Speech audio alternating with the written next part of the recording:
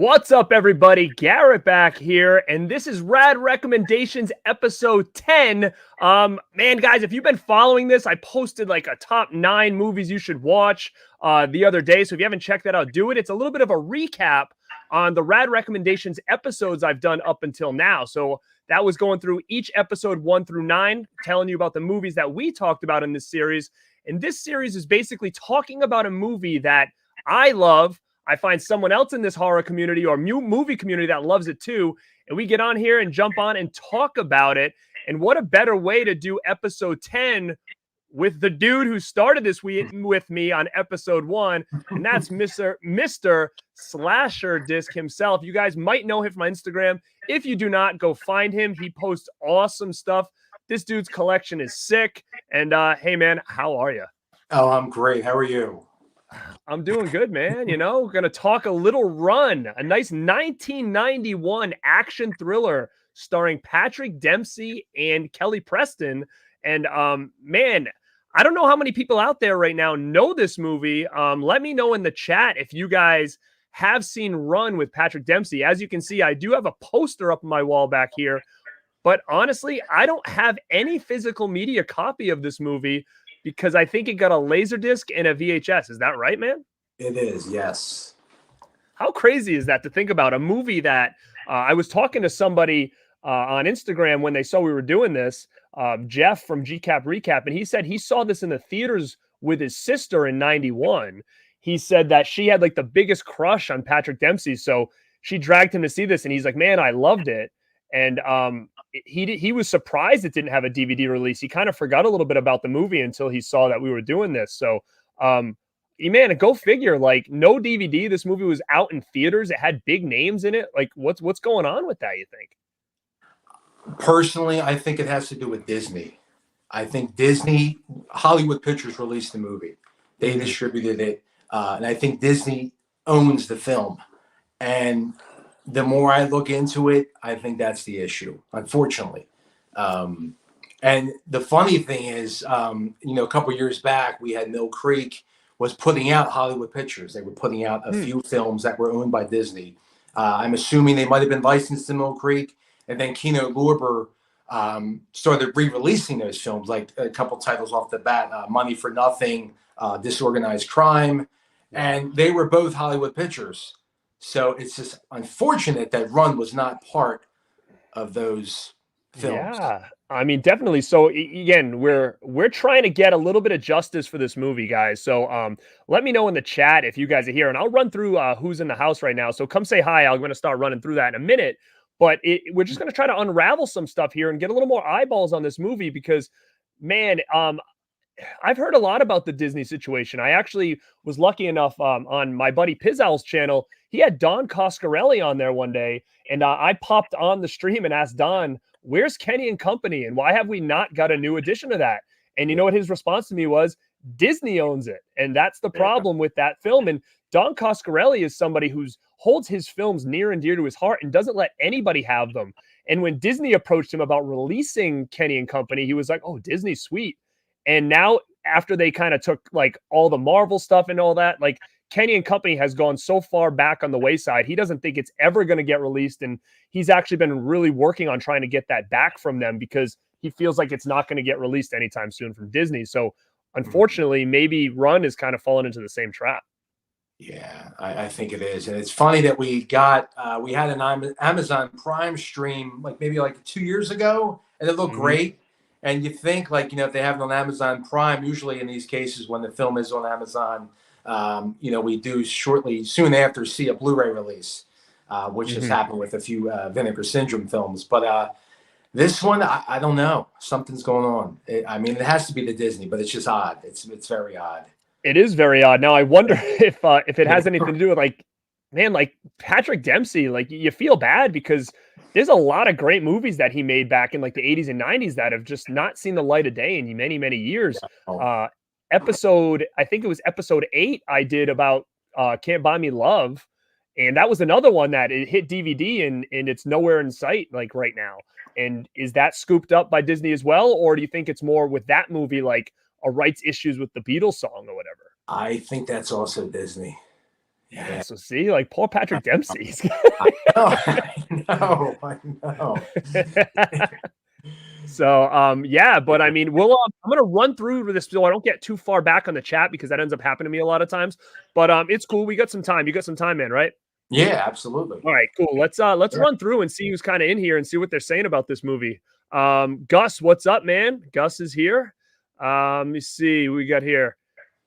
Just checking out Dempsey stuff from 85 to 2000. He's got barely anything on Blu-ray, only like exactly. And that's kind of what we're talking about here. So JS, you got it right on the nose. He also says interested in the show. He's actually never seen this one, and we'll talk about that as well. Gus says, "What's up, Slasher Disc? How you doing?" Dirk Hall is in the house. He says, "What's up? What's up, Dirk? How are you, man?" Wow, Lepke Films is here. He says, "What's up? I've never seen it. I don't think I've really heard of it." That's what we're going to talk about next. And hey, man, welcome to the stream. Again, Gus, never heard of it. Is it available on digital? Like it? Where can I get it? Okay, Robert Long is here. He remembers you said come on HBO back in the day. Yeah, it probably did. I'm thinking that it probably was on HBO quite a bit back in the 90s. I'm sure it probably was a bigger hit then than it is now. Yep. So JS also says, I wonder if Can't Buy Me Love is in the same boat. Yeah, I think it is too. Yeah. Heaven Help Us. I haven't seen that one. Have you? Oh yeah, that's a good one. That played a lot on HBO. That was a big HBO play back in the day. Oh, all right. Now do you know anything about that? Is that good in your releases? No, I think that that might be owned by HBO, I think. Okay. Yeah, that's got a good cast. I mean, you got Kevin Dillon in that. You have Andrew McCarthy. You have Donald Sutherland, John Hurd. I mean, that's a fantastic cast. Yeah, I'm gonna try to check that one out. Do you know where you can see it, like YouTube or anything? I think it is on YouTube. I think there is a full length feature on there. Yeah. Lepke Films thinks that Disney also has "Don't Tell Mom the Babysitter's Dead." Possibly. I don't know. I don't know what's going on with that one either. Yeah, that's another one. I know HBO had that.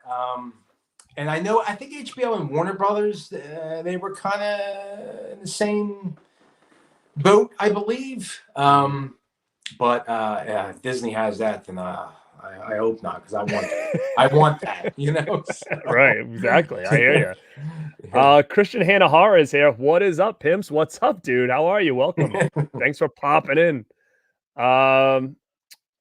Actually, this is a good one, Robert Long. Run reminds me of 86 Out of Bounds. It's not that far off, I feel like. It's very similar, in my opinion. De Palmer is here. Where's Loverboy? Good question. I don't know where it is. Yeah. And then Lepke says he just looked up Don't Tell Mom Based It Is Dead. HBO owns it. So, yeah, it's just a lot of stuff like that you feel like big movies like Don't Tell Mom the Babysitter's Dead. You feel like someone would be after that for sure. Even things like Encino Man. Like, why is that not a hit Blu-ray yet? Like, that was a big movie when I was a kid. You? Oh yeah, definitely. I think you know what it's with that something with Touchstone Pictures, Hollywood Pictures. They all fall in within that Disney. And I think they're holding them hostage, unfortunately. I think it's what's going on. Yeah, so it is nuts, for sure. But what I want to talk about is what a lot of people in here are saying is that they never heard of this movie. And what is funny is, man, I've been collecting movies since I was in high school. I mean, hardcore into mostly horror. But, you know, and then the 80s stuff, I was big into movies as a kid, like, you know, VHS. I had tons of tapes. We rented movies like every weekend, my brother and I. And one night, probably about a year, maybe 2 years ago, I was like in bed, and usually what happens is when I'm about to go to sleep, I'll throw on like a stream service, and I'll just pick something that I'm like, oh, I haven't seen this in a while, or I'll check it out for the first time. And Run popped up, and it was actually the poster, not this one, but I think you have the poster, that red one with like the logos kind of like here on the screen. That was the logo that was on. It might have been Amazon, like you said. And I just popped it on because I saw it was like 91. It said action thriller Dempsey. So I threw it on, just started watching it. Normally what happens is I'll fall asleep within probably like 20 minutes. And whatever reason, this one just kept me up the whole thing. Like, I watched it from beginning to end, and I was glued to the screen. And that rarely ever happens to me. And I love it as much as it like kills me on like getting sleep that night. I love to be able to find gems that I feel like that have totally passed me by. And this was one. So I didn't see Run till probably like a year and a half ago, probably. And I think I reached out to you because, guys, if you don't know, this is a go-to guy for me. when it comes to movies I haven't seen. Like, this guy's seen so much, and I feel like I've seen a lot. But when it comes to certain things, I always message him, because what I found out since we've been talking for the last couple of years is him and I's taste is like very similar in the movies that we like. So anytime I have a question about anything, I reach out to him and be like, hey, give me some hints or tips on this movie or whatever. And when I reached out about Run, he's like, dude, I love that movie. And so when was your first time checking that out? Freshman year in high school.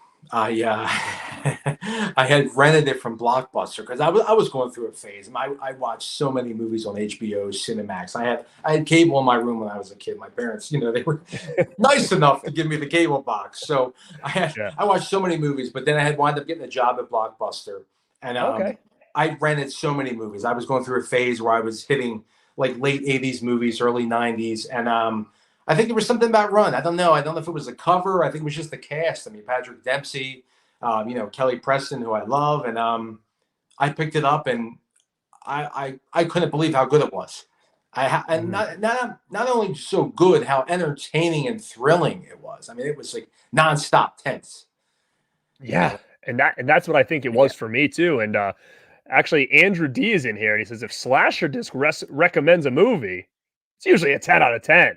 I mean, that's some high praise right there, man, for sure. And then Dead Pit Radio is here. I haven't seen this one, but if Kelly Preston is in it, he needs to. You are damn right you do. And what you said about the VHS, and I know you own, I don't own the VHS. You own not one, but I think 2 copies of the VHS. 2, yeah. So he's got 2.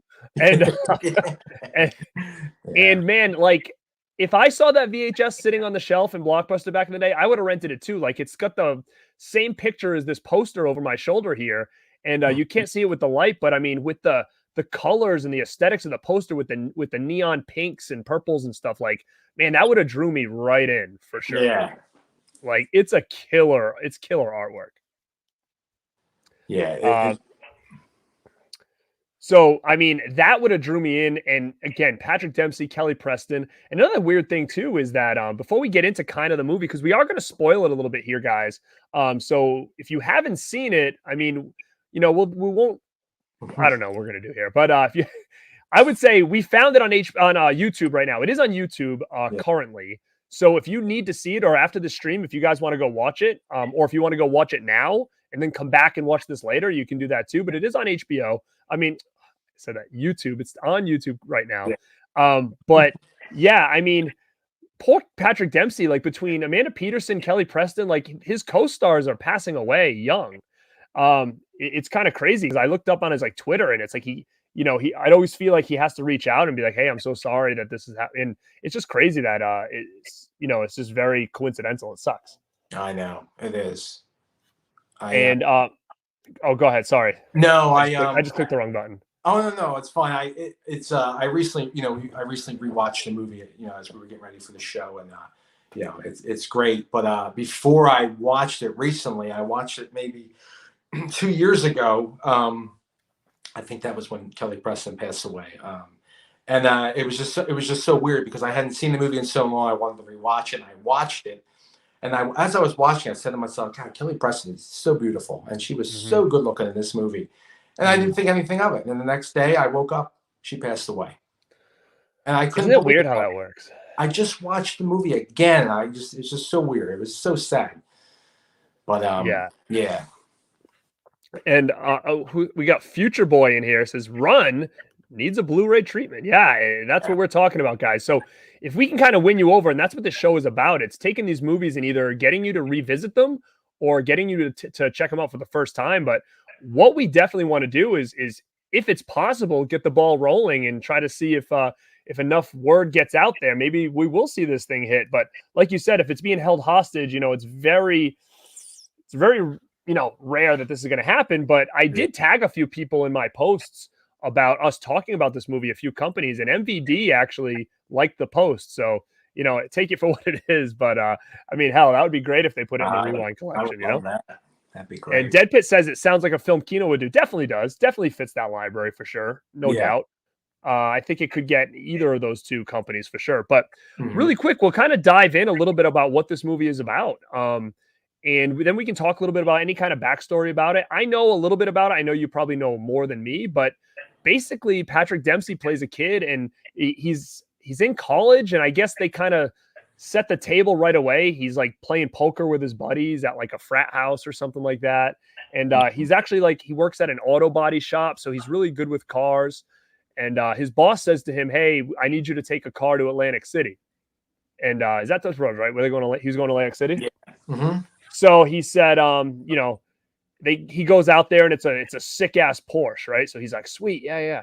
And then his boss says, which is, it's funny to me because he's like, "Hey, I drive this down to Atlantic City, and whatever's left is yours," and gives him $200. And I was like, dude, that's not going to get him anywhere. Like, No. you know, like back in '91, maybe, but I'm like, $200, like how much is he really going to keep at the end of this between gas and then having to like pay for himself to get back? Like he's not going to have any money left for him. 200 doesn't get you that far nowadays. No. But as a kid, you thought if you had $100, you were set for life, you know? Yeah. Right. Yeah. But yeah, I always like, I kind of thought that was funny. I was like, $200, like, dude, he's getting screwed on this deal. Yeah. And then he ends up breaking down on the way. Now, did he make it all the way, or is he kind of not there yet? No, yeah, he broke down. It's hard to say. Maybe halfway, and then he got the lift back to the mechanic to look at the car. Yeah, so then they take it to the mechanic, the Porsche, and then he needs some food. So basically, he pops in a cab and says, "Hey, find me a good restaurant to eat." Now, it seems like things are already weird in this town. Like, people know things, right? Like, people are kind of all under some kind of umbrella here. And this dude brings him to like this restaurant, and it's got a cool ass sign on the front. I think it just says like, what does it say, like Roadhouse or Smokehouse or something? Yeah. And it's in like those neon letters. But I was like, oh, this place looks sick. Yeah. And he goes into the restaurant, and there's nothing going on there, right? And he's like, "There's nothing here." And the cab driver tells the guy at the front and says, "Hey, this dude has a Porsche he rolled in on or whatever." Yeah. So they bring him downstairs into like this underground, like basically casino, where all these like bigwigs are down there, like gambling. And you know, now that you know, after seeing the beginning of the movie, like, oh, he likes to gamble, he likes poker. Yeah. And you know, this is where things kind of take a little bit of a turn here. It's a pretty cool scene, I feel like. It is. Yeah, it's well shot. And I think what happened was the guy knew. It always reminds me of, now that I'm thinking about it, when he gets into the town, when you were mentioning that it's weird, it kind of is like Conal Cochran. Exactly. Yes. Very much so. Very much so. Like everybody, everybody knows. All right, they each have like a hidden job. Like maybe this guy maybe this cabbie gets paid off for bringing people to this place to lose all their money. You know. He brought him into Santa Mira. You know, yeah, basically. Exactly. So he's down there gambling, and this is where he kind of meets Kelly Preston. Like, she's working down there, and you know, he starts playing some poker, and you know, he's really kicking ass in poker down there. And you know, there's this one dude at the table who's kind of giving him a hard time because he keeps taking all his money, and you can tell this dude's kind of sloppy dude, but you can tell he's like a bully. And he keeps messing with him, basically like, "Oh, let's play again. And he keeps changing the rules, and everybody's kind of afraid to like say anything to him. So, you know, this guy is somebody, you know, that everybody's maybe afraid of. Yeah. And what was his name? It was Denny Holleran. Oh, Denny. That's what it was. Denny Holleran. And he kind of like, he ends up losing all of his money to Patrick Dempsey's character. And then he's like, "I got to get more money." And he went out, and Patrick Dempsey at that point was like, "Dude, I got to get out of here," because he can tell this guy's getting real pissed. Yeah. And he just wants to get out of this situation, take his money and run. And he ends up running into this dude again on his way out. And the dude's like, "Where are you going?" He's like, "I'm out of here." And he, you know, basically at that point, he's like, "You ain't going anywhere with my money." And he starts pushing him around a little bit. And they kind of get in a fight, but like Patrick Dempsey doesn't really even fight him at all. This guy's just kind of swinging, he's ducking. And then basically the guy trips and hits his head on the corner of a table, and he's dead. This big guy. Yeah. So this is where things get a little bit crazy, because now, you know, you've got a dead body here, and Patrick Dempsey, everybody's looking at him like he just did like the worst thing in the world. And he's like, "I didn't even touch the guy," you know? So it's a big misunderstanding. He runs. So good name for the movie. He's out of there, finds that cabbie, and he's gone. And, you know, come to find out, he killed the wrong guy. Yeah. Absolutely. So like you said about Cochrane, so this town is basically run by what's the guy's name? Matt Yeah, I think it's Matt Halloran, his father. Matt Halloran. Like when they kept saying it, I was like, are they saying Matt Halloran or like Mad Halloran or something? Like Yeah. I wasn't sure like what they were saying there, but yeah, like this old dude basically runs this whole town or whatever, and he's got the police in his pocket. And what does he do? Does he own like casinos? Is that what he was doing? Yeah, he's got like casinos. He's got like it looks like even food and distribution coming in under his name. Because I noticed like earlier in the movie when he's driving the Porsche and the big truck behind him honking the horn as the Porsche is dying out. If you look on the truck, it says Halloran on it. So I Oh, caught see that. it. I caught that later. I'm like, oh yeah, look at that. Yeah, I mean that's definitely something you notice on a rewatch because Yeah, at that point at the beginning you wouldn't even know who this guy is. So that's a good yeah. catch for sure. Mm-hmm. So again, I'm just gonna go back and check the chat here. So come say what's up if you hear a couple new people have popped in. Gus says, "How do you watch a VHS on a new TV? Is it tough? I haven't. I have a VHS player, but it hasn't been hooked up in years. Have you watched VHS at your place, or are you just streaming more or less your stuff? Yeah, I have a VCR television combo that I'm watching my tapes on now. I think it's like a 13-inch screen. Oh wow! All right. I'm pulling out tapes that I used to record back when I was in middle school, high school, all the wrestling tapes and all that stuff. And it's just crazy, seeing all that. It's bringing back memories, Oh, that's awesome, man. Yeah. That's what it's about. I did see that. Do you have that little TV? Is it white? It's white, yeah. Dude, where'd you get that? Oh, yeah, I know. I got that on I think it was like a Craigslist find. Really? Yeah. That's real hard to find a It was white. very hard to find. Wow. And I'm thinking if I was to look for that on eBay, it would probably go for pretty. I don't know. Yeah, I'm thinking that's pretty big it, bucks. It was a special birthday present, and I was happy to get that. Yeah, that's killer, man. They are hard to find, especially in that color. I think that's the one that most people want is the white. Wow, yeah, that's killer. Now, if you guys don't know, this dude has a pretty sick setup. You can't really see it right now, but if you follow him on Instagram, he posts a lot from there. And I remember when he bought this place and he was setting it up for the first time, and I was like, "Oh, you're gonna do everything in white?" He's like, "Oh, that's my plan." And dude, this thing looks like an '80s nightclub in there. Everything is all the furniture is white. He's got neons in here. Look at that. He's got plants back there. I mean, this thing looks like the VIP lounge at like Slasher Disc nightclub over there. Yeah. So it's killer, man. I love it. So having a white TV mixed in there is awesome. Now, real quick, I know anybody that's in the chat can't see this, but if they go on your Instagram, they'll notice it. Dude, where'd you get that coffee table, man?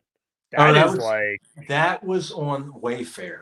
That was a holy Wayfair. Yeah, I did a lot of it's fine. I was doing a lot of searching for something similar, and luckily I found that, and it's perfect. It has that look, and dude, yeah, it really does. It looks like something out of Miami Vice, like yeah. And that's the vibe I'm going for. I was going for, so yeah, fit right in. And I said that before, like I really love my place that I got here, and I had a vision with it as well. And eventually, I'll kind of talk about it. When I hit 1,000 subs, I'm going to do a room tour, which is probably the most requested video I've ever gotten since I've started this thing. So at 1,000 subs, room tour, and I'm almost like maybe like a 120 subs away. So I'm sure it's coming this year. And I'll kind of talk about why I designed it the way I did. But looking at yours, I'm almost like, oh man, if I could do it all over again. But it'd be a process because even all like my furniture is like I'd have to try to replace it with white, and it's a whole thing. Yeah. But yeah, you did a killer job, man, for sure. Thank you. So basically, I'm going to get to the chat really quick just to say what's up to some of these guys that have popped in, and then we'll kind of continue on with some of the cool things about this movie. Yeah, everybody keeps saying Kino. Yeah, I think it would fit right into Kino's library. Robert Long also says Sally Kellerman, who recently passed, she was starred with Patrick Dempsey with Meatballs 3. I had no idea about. I don't even think I've seen Meatballs 3. Is Meatballs 3 have Haim and Feldman, or is that 4? I think that's 4 because I have the poster for part 4.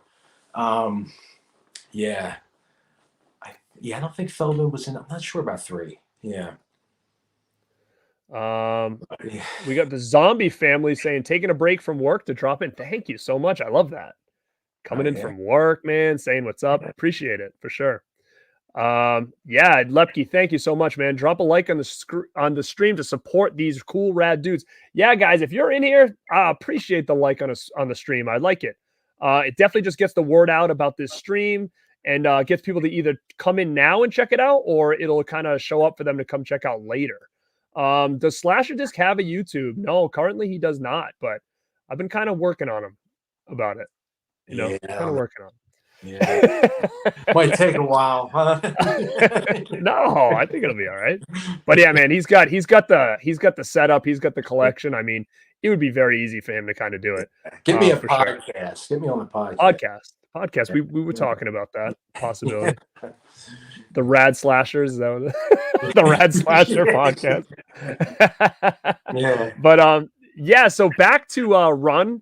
Guys, basically, again, like we said, this dude ends up getting killed. It's the son of this guy who's really just kind of running this town. And Patrick Dempsey is like, you know, he's the number one suspect right now. He is public enemy number one. Everybody's after him. This guy's goons are after him. The police are after him because they think he killed this guy. This guy's trying to pay off the police. I mean, it's pretty wild. And what I liked about this and what he talked about was, there's just, once it gets going after that incident, it doesn't stop. Like there's no, it's just like on like full throttle, like from beginning to end. And not many movies can kind of keep you interested like that, where it's just like a chase scene and he's hiding here, he's hiding there. And, you know, every turn he takes, somebody else is after him. And there's some swerves here and there with like the police and stuff like that. And I just think it's just done very well. And we don't see movies like this much anymore. No, we definitely don't. Yeah, it's funny. I was looking up recent reviews. I was reading one on Amazon from 2020, and somebody said there was no tension in the movie. It's like, what are you talking about? Yeah. There's no tension. What are you talking about? Yeah, I mean, I agree. It was really tense, and you know, I like the swerve of like you have some crooked cops that want to get paid off, some that don't. And, you know, there's some pretty cool, like little one-liners and stuff in here. And there was one cool scene when the chief of police is basically talking to this, what would you call him? Almost like not a head honcho, but he's almost like the main boss or whatever. Like, and basically saying like, hey, you know, I'm so sorry to hear about your son. And this guy is basically like, oh, my son sucked anyways. And he was a spoiled piece of crap, but you know, nobody kills my son and gets away with it kind of thing.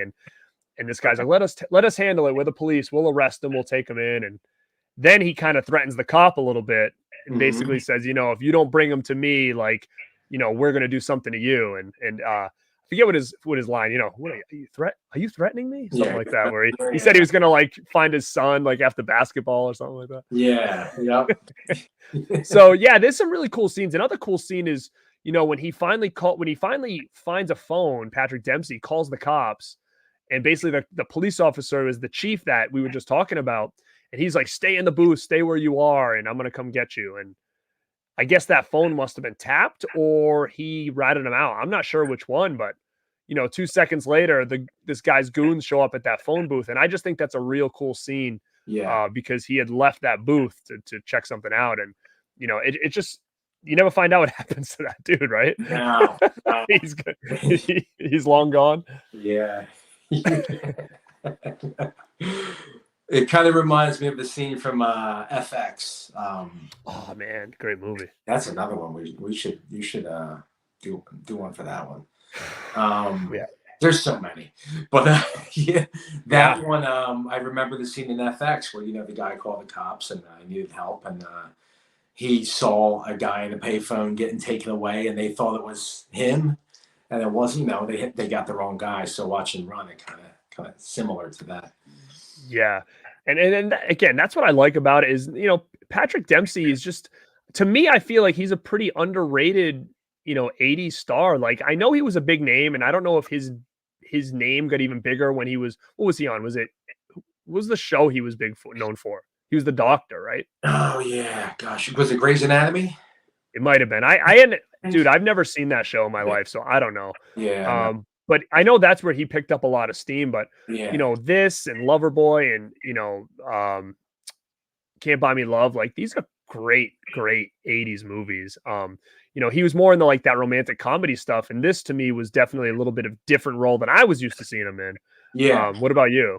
it was. And when I was watching it again, I was trying to think of other reasons why the movie either got destroyed by the critics or why no one Did it? knows about it.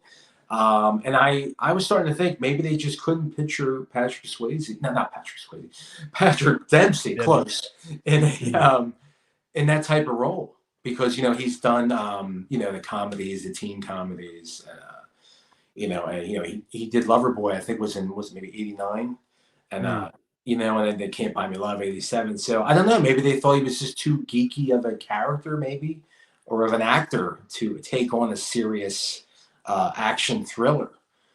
And Yeah, I mean, I think I you don't know. you might be right on that because he doesn't feel like an action star. Like even in this movie, I'm not going to say it's hard to see him in this role. I think he does a great job for what he's given, but you can even tell though, as much as he's trying to be like that cool suave guy, there is that quirkiness to him that you kind of see in all of his movies. Like he's got that little bit of like that wise ass kind of Yeah, like attitude or whatever. So it is kind of hard to take him serious in some of those roles. But yeah, I think he did a great job. And I think Kelly Preston did a great job in this. And it's just all around, I feel like it was a pretty solid and strong movie. Now, again, I haven't really looked at like, how much it made, how much did it cost, what the critics said, because I only found out about this recently. So do you know any of that? Like you said, it was pretty much smashed by critics. yeah. Now, did it do well when it came out? Because I, or did it just kind of get shoved away? I think it got shoved away. I think it did less than budget. Uh, yeah, they paid. The budget was bigger than they didn't make their money back. Roger Ebert gave it 1.5 out of 4 stars. I'm pretty sure Siskel probably hated it too. He hated everything, Gene Siskel. Yeah. But yeah, I think it was probably just unfortunately one of those movies that audience probably liked. I think the audience probably loved it, and I think once it was just in the theater, probably a week, 2 weeks, and it was done. And then it probably Wow. made most of its audience on cable and then VHS. Yeah, I mean, it is crazy because, like I said, this definitely passed me by, and I'm so glad and happy that I clicked that button that night and just to try it out. Because if I didn't, I mean, I haven't seen it on any streaming services since, so it just was a random thing that it popped up on like things you may like or whatever, and I was like, oh, what's this? And I Yeah. just randomly clicked on it because of the poster, it looked cool, and yeah, like most of the stuff that I find that I feel like are hidden gems that I never saw actually are put out by Kino. And a lot of the times you recommend them to me. So we were just talking about FX and, there's a lot of other movies from, Kino Lorber that I feel like we could do these rad recommendations all day. Another one that I don't know if you recommended it to me or not, but it doesn't have Patrick Dempsey, but like it's another cool movie, like Innocent Man, I thought was a pretty cool movie. Fantastic movie. Right. And like that's another one that I don't feel like gets any love at all. No. Yeah, I probably watched that movie like 10 times. Yeah, it's a great movie, man. Yeah, It really is. yeah, It really is. And I just think that Kino should, try to get their hands on this. And it just really still boggles my mind that it not only does it not have a Blu-ray, but like it never even got a DVD. And like all his other films at least got DVDs, and all these movies that we're saying, hey, Disney owns, da da da, like they all had DVDs as well. Kenny and Company, all these other people. So yeah. like it's just so weird. Like, how did this just get passed by? And even during that era before Disney started buying everything out, like it just really boggles my mind because Patrick Dempsey's a pretty big name, and to have him and Kelly Preston at the front end of your movie and it was in the theaters, how great it did or not, like man, you see all the stuff we're getting on physical media and it's like, how did this just somehow not make it? I know. And when I go back to what I was saying about Mill Creek and Kino putting out the Hollywood Pictures films. I mean, they were putting out movies that were so terrible. I mean, and they left run out. So I don't know. I don't know how it works with the licensing and everything. Yeah. Maybe that just couldn't have been a movie they couldn't get. But I mean, I think they put out a movie. Was it The Gun and Betty Handbag or something? But it's stupid. But it's just like It's Run is tough. so much better, and it's just a shame that it just didn't get. It wasn't part of that licensing or whatever with Kino and Mill Mhm. Creek at the time. So Yeah, and I wonder if anybody else out there knows. Like, I remember bringing this up to Michael Felcher one time. He was on, I think, Dead Pit's channel, and he was taking questions. And telling people, because he knows his shit about that stuff and does all these, special features for all these big companies. And people were just spitballing like, hey, where's this movie? What's up with this movie? And he kind of had all the answers. And I was like, what about Run 1991? And he was like, oh, Run? Like, that's not horror. That's owned by, and he like threw, maybe he said Hollywood Pictures. I don't know. I mean, he threw something out there, but it didn't sound like he knew much about it, either. And again, it's one of those things where I've listened to podcasts and they talk about how hard it is to get movies sometimes just based on like who owns the music, right? Like the musics could have changed hands between now and when the VHS came out, and all of a sudden, because that is not owned by the same person, it throws everything off. I mean, it's as simple as that. But I don't think that this movie had any kind of big music that could be owned by a band or anything else. Not that I recall. No, yeah, it was mostly score driven. I think there was a song in the end credits, but it wasn't like a big name or anybody. No. Yeah. Well, here's a good one here. So Andrew D says a week after it opened, Silence of the Lambs came out, probably was overshadowed. Yeah, I mean I could see that for sure. Does anybody know what else came out around that time, or maybe the same week as this? I'm just curious. JS is talking about Kino. Wanted Dead or Alive with Rutger Hauer is solid. Yes, very cool movie. Yeah. Coupe de Ville. You know what? Oh, am I missing something? The good movie. Mental Deviant says Run has a Korean DVD. There was a DVD I saw on eBay, and I wasn't sure if it was a bootleg. Maybe it was the Korean one. I'm not sure. Yeah, I know the UK had it. It was Region 2. But I think it was in PAL. It was in PAL format, so you had like a little sped up a little bit. Oh, yeah. Yeah, I mean, it's like really. But let me see. Now they're saying Terminator 2 came out. Was it that same weekend? No, was it? Terminator 2 came out the same weekend. I mean, if that's the case, I understand why this movie probably didn't do so hot. No, Terminator was July 91. Terminator 2? And this was Terminator 2 was July 91. So Run was before that, February. Unless I don't know. No, I think it was way going. Okay, same year, different time. Yeah. Popcorn and Meet the Applegates came out the same weekend. Okay, I don't know if those did any damage to it, but look at this. See, it's another big name dude who knows his shit doesn't even know about this movie. So we've got Wet Movie 1 in the house. He says, "What's up, my brother? Hey, what is cracking to you, man? How are you? Hey, I have something coming your way, man. So keep your eyes open." And I'm not sure he's ever seen Run before either. Yeah, man. And that's the thing. Like, think about how much stuff you've had, man. And how much stuff you've seen, and you've never seen this movie. And it was in theaters. Crazy, right? I know. Yeah, Terminator 2 came out in July.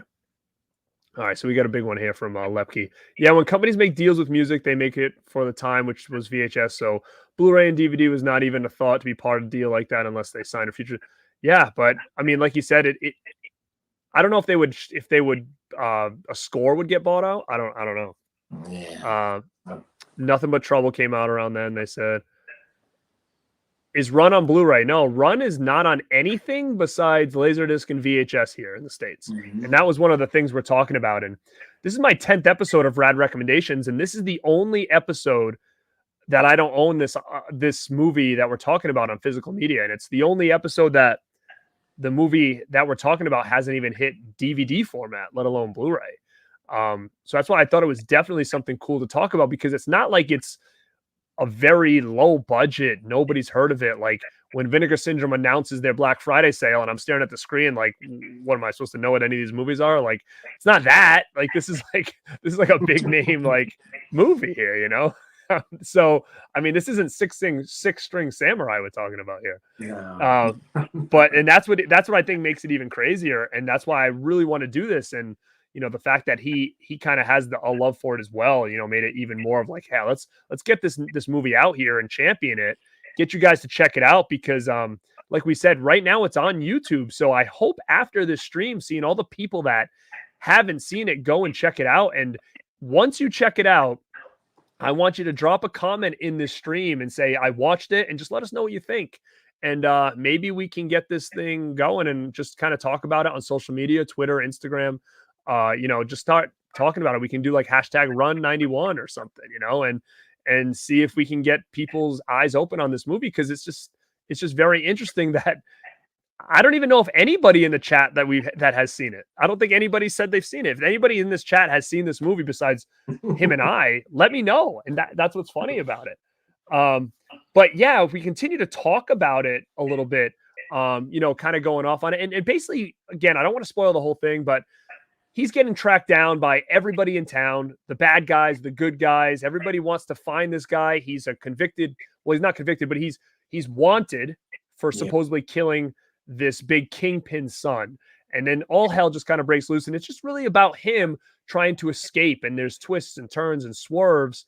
And like I said, it's just a fun, action-packed movie. And, Patrick Dempsey to me kind of falls in the same vein as like a, Corey Haim or something like that. Like I'm always just drawn to like, those kind of characters from back in the 80s and early 90s.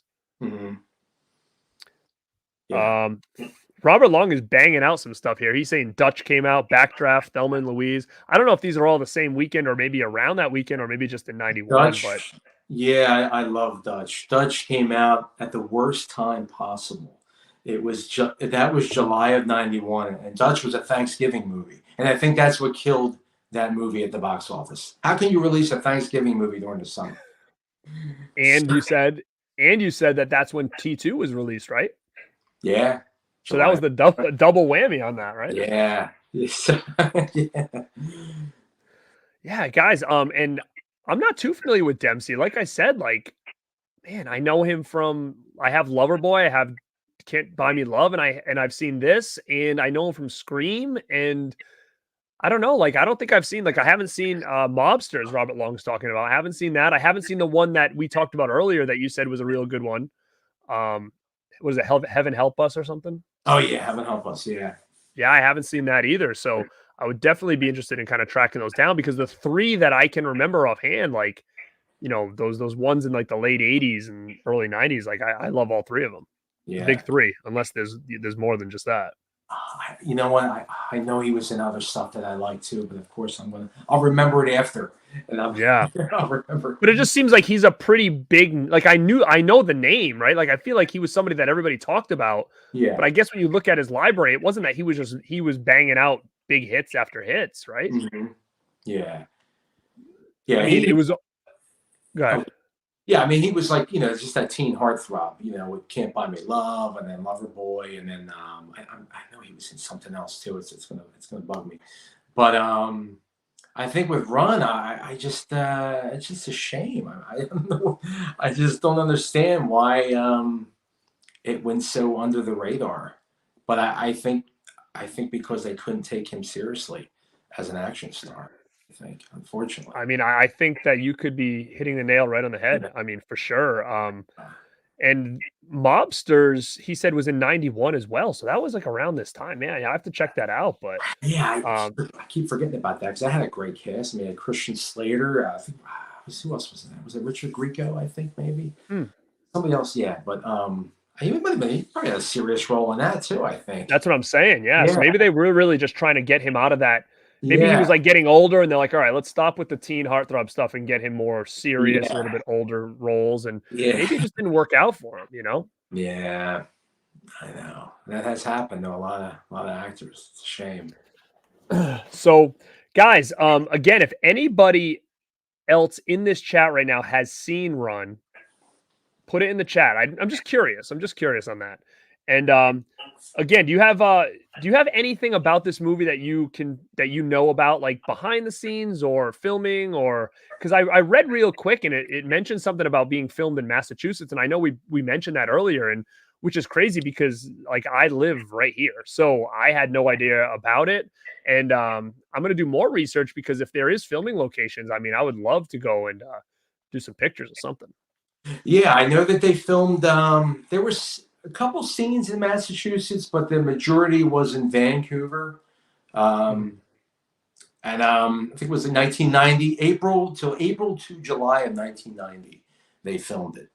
So, and I think Kelly Preston was not originally the part of the cast. There was another actress who backed out and then they wound up taking Kelly Preston on, and she had to do some some training with poker, dealing cards and stuff like that. They gave her some training with that and everything, which I thought was pretty neat. I would have never thought that watching the movie. I guess dealing cards and stuff like that. Yeah. Now, again, Kelly Preston, I know her from some movies, but was she a known actress at this point? Was she somebody that was in movies like when she was that young, or is this an earlier movie for her?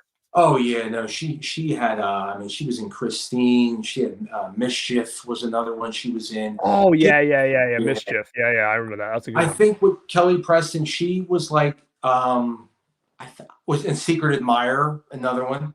Oh, dude, that's another great movie. It is a really great movie. Oh yeah, that was before this. Yeah. She was the one that she was the main star in that. Okay, I just wasn't sure what the time frame was. Okay, so she was well known at that point because she was like one of the main roles in that. Yeah. So she was definitely around. And I don't know if she did any type of role like that before that I can think of, because she kind of was doing like the teen comedies, rom-coms, stuff like that before Run. So I got a couple good things coming through here right now. This to me is blowing my mind, and man, look at this. Sinmurdum video. I don't know what Sinmurdum. Let me know how to say that, but man, he was uncredited in the stuff. Was he like in the supermarket or something? Like where was he? Because I freaking love the stuff, and I have no clue where Patrick Dempsey would have been. Yeah, I had no idea. You? About that. No. That is crazy to me because, man, that's one of my favorites, and I'm shocked right now. So let me know a little bit more about that. Heaven help us. Sleeping with the Enemy was number 1, February 91. Okay. Okay, yeah. Run was number 25 and made 4 million. Oh, yeah. Dude, wow. Yeah, like I've got to get on the Kelly Preston because that is totally blowing my mind as well. Like I know I've seen her, but I couldn't pinpoint. So Secret Admirer is definitely a big one for me. I love that movie. Yeah. But Robert Long said she was in 10 to Midnight. See, I didn't even know that. I didn't even remember that. Oh yeah, I forgot about that. Yep, she was. Very small role. Very small scene. Yep. A good call, Robert. Yeah. But yeah, so again, it's I want to say more, but because we have so many people in here that have not seen it, I don't want to kind of, get too crazy about it. I kind of gave you the plot line. We kind of chatted about it.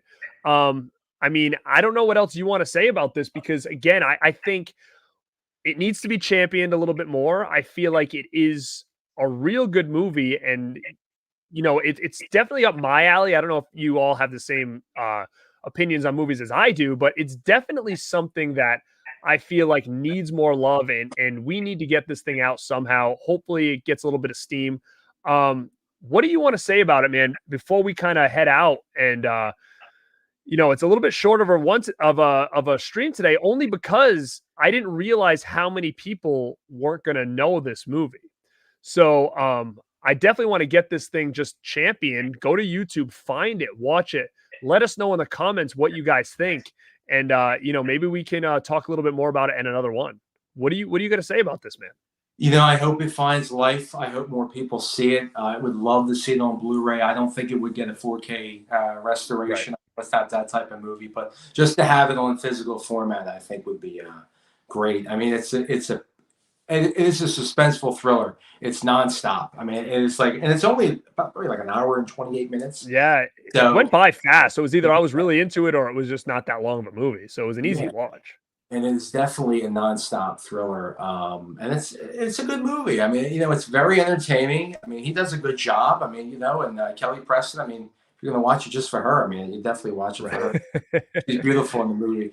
But it's a good movie. It's very entertaining, and I highly recommend it. And I hope one day we get it on Blu-ray, even if Mill Creek gives it to us, I'll take anything. I totally agree because, man, like I totally agree with you. I will take Mill Creek any day because, again, I don't even own it. Like I actually have it on my eBay. Like I tried to grab it last week, and I sent this guy an offer on it, and he didn't accept it. And I wanted to have it for the show, and it's been sitting in my cart for a while. But it's hard, man, because I want to make sure that at least if I'm going to pick this up on VHS, even just for display purposes, and I want it to be in good condition. And that was the problem. Like, I was finding a lot of them, but they were like, one side was like ripped up in the corner, and I just wanted to, if I was going to spend over $30 on this thing, I wanted it to be pretty good shape. So that's why I ended up pulling the trigger. But hopefully I do grab it, at least just, as a display purpose. Cause like I said, the artwork is cool. It's cool as hell.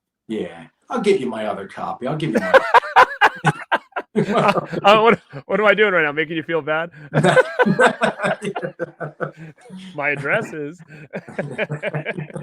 But yeah, like, and when it comes to these rad recommendations, like I said, like you and I just have so many movies that we love that feel like it's almost like I talk to you and like you just get me, and because I'll talk to other people about certain movies and they'll be like, huh, like I don't understand what you're talking about. Like, so to do more episodes with you would be huge, because again, there's a lot of movies I want to touch upon that I feel like I don't know many other people that will really champion it. And one of the ones that we had talked about, and I'm sure people in here know, is I would love to do I want to do Unknown Origin. Yeah. Because we did if you guys don't know, the first episode we did was Firstborn with Peter Weller, Corey Haim, which again, I have this right here. I actually have this right over here in movies that I want to watch this week. It's like, I don't need to watch it. I've got like 10 movies that were sent to me to review. And I'm like, maybe I'll watch Firstborn, and just being a huge Peter Weller fan, it's like, dude, I would love to do of Unknown Origin, because to me, as much as everybody talks about RoboCop, it's another movie that I feel like his performance is like unmatched. Like, he just gets so out there that I'm like, we've got to talk about this. Oh yeah, he's great. I mean, if you only know Peter Weller from RoboCop, you have to watch Firstborn. You have to watch. He's fantastic. Crazy. He's crazy. Completely out of his mind. He's good. It really is. And His Owl is in here. What's up, brother? I actually I brought you up earlier. I don't remember why, but I brought you up earlier today. How are you, brother? Yeah, so and guys, episode 1 we did Firstborn, and it was like right when I started YouTube, and I'm sure you can feel the same way, is that I feel like we had fun with it. We were laughing because Firstborn is the type of movie where it's like a movie I'm going to talk about before we get off here of an episode I'm doing next week. It's one of those movies that you can just recite lines and it just works. And we had a great time talking about it, but you kind of look at the quality of my videos from then till now. Like, we've got the nice backdrop. It's looking good. Like, we were really, I was really new at it at the time. And, we had full screen and you can only see like half of me and it was blurry. And so if you guys want to check that out in more of like an audio type version, definitely go check out episode 1, Firstborn, because that's another one that we could talk about for days. And like he said here, is if you haven't seen that movie, like, you need to track it down now. Yeah. We should do a redo of that one, I think.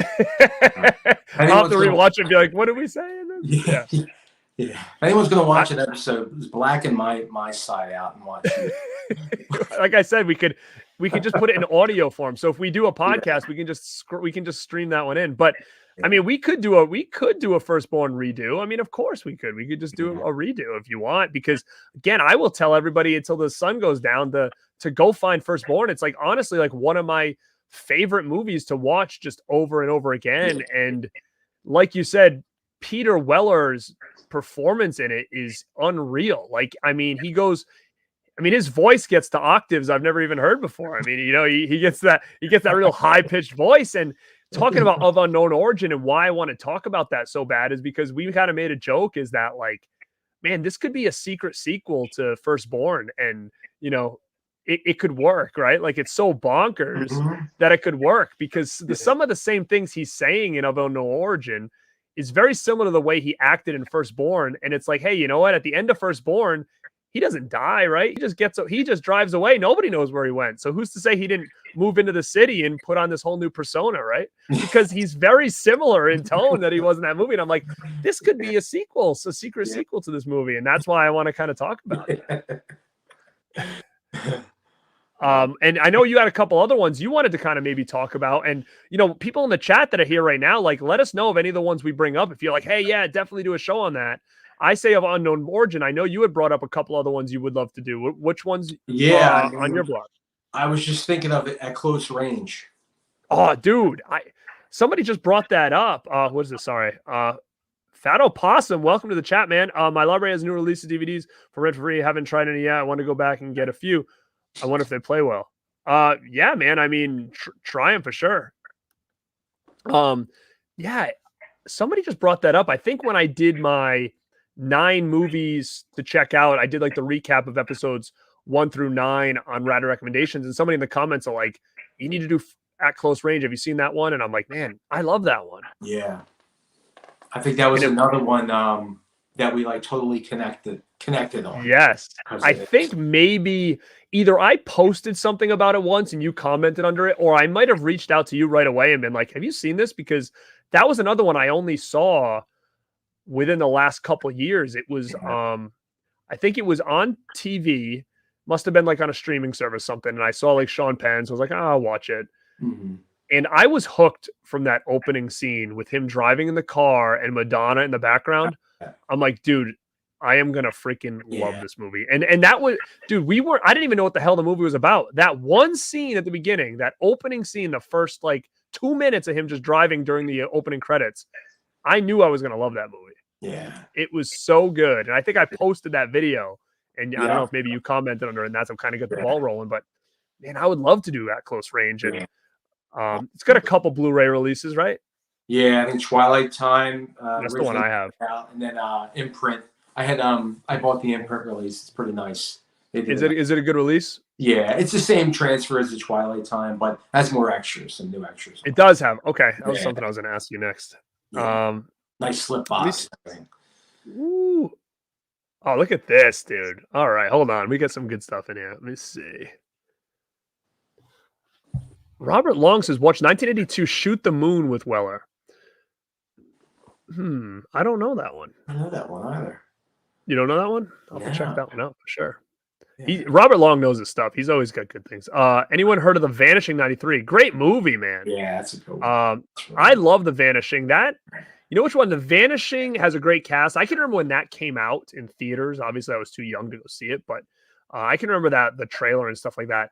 And that's, to me, I don't know, that one and Breakdown, I always get kind of confused. I don't know if they came out around the same time. And I don't know. I always get those two confused on like which one is which on those two movies.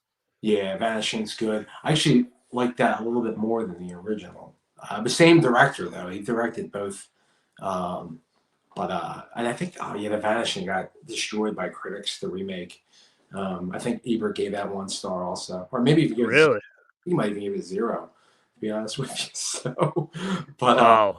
Yeah, I like that. That was good. I think with the remake and the original, the endings were different. I think that was the big reasoning for a lot of people not liking it or loving it with the Vanishing remake. Let me see. Lepke Vision says, look at this. I bought Firstborn on Blu-ray off the RAD recommendations. I've not watched it yet, but it's in high. Yeah, man, you got to watch it for sure. Now, I'm surprised, honestly, that that's still available on Blu-ray. It's been out for quite a while now. Like, I mean, that came out probably, man, I was still living in my condo when I bought that. So I'm like going back to like maybe 2014 or 2015 that was probably released. And I don't know what's going on with Olive. Like they were pumping stuff out, and I feel like they've really slowed it down. So I'm surprised that that's still available. I thought for sure that would be long gone by now. Yeah, definitely. Let me try to see here. I'm just going to make sure I get the chat. And guys, ask us questions here because, like I said, there's a lot more we can say about Run, but we want you guys to watch it first and come back. So I was just going to tell them the ending if you want to. What, Run? No, I'm kidding. No. Yeah, this is what I was talking about, Robert Long. Madonna did the soundtrack for Close Range. That song is killer, man. That like honestly became like my favorite Madonna song after I saw this movie. And I didn't even know about that song until I saw this movie. Let me see. Breakdown was 97. Okay. But yeah, like any other again, Innocent Man would be another good one that we could do. Everything on the back wall right here, I kind of lined up in the sense of like, hey, you may see me do episodes about some of these movies back here. So we got my favorite there. You got my number one. Dude, Savage Streets, right? Yeah. I got that signed by Linda Blair too over there. It says "Stay off the streets." Linda Blair. Awesome. Yeah. We got Run over there. Sidekicks is another one that I definitely think that is another movie that I champion as growing up. That was a big movie for me. I think that's another one you guys might see on these Red recommendations. And real quick, next Wednesday, I'm going to be talking The Burbs with Mel from My Killer Podcast, who's going to be on here. Same time, same place. And we're going to be doing The Burbs, which, again, like Firstborn, it's another movie that I feel like the one-liners are just one after another, and you can recite them all day. And that's what I was kind of talking about earlier, is that movie to me is the same thing. Like Firstborn and The Burbs, like just some of the lines in there are just so memorable. And I think with Firstborn, though, they're not even meant to be memorable, because it's not a comedy, but it's just one of those lines that you're just like, dude, this is awesome. Yeah, let me see. Do you guys, know what's funny? I have never seen Less Than Zero. Oh yeah, with Robert Downey Jr. Yeah, I've never seen it. It's been on my Amazon cart for probably like 10 years. And at that point, I was just like, you know what? It's got Jamie Gertz. And I'm just like, you know what? I'm going to wait till that thing gets like a new release. Does it have a blue? No. Yeah, I think that's probably why I don't have it. Did you watched Alphabet City, right? Oh, dude, so good. Yeah. Yeah. I was just talking about that with my buddy too the other day. He had just saw it for the first time, and I'm like, dude, it's awesome, right? And he's like, yeah. He's like, how the hell did you know about this? And it was kind of the same way it happened with Run. Like, I think I caught it, on like a streaming service like a couple of years ago, and then all of a sudden, a partner label from Vinegar Syndrome put it out, and I'm like, oh, I got to get that. Yeah. That's a movie. Lepke asks if anybody's a fan of Hand That Rocks the Cradle. Hell yeah, I am. Yeah. That's a cool movie, man. And does that have a blue? It does. Yeah, we just passed the 30th anniversary for that movie too.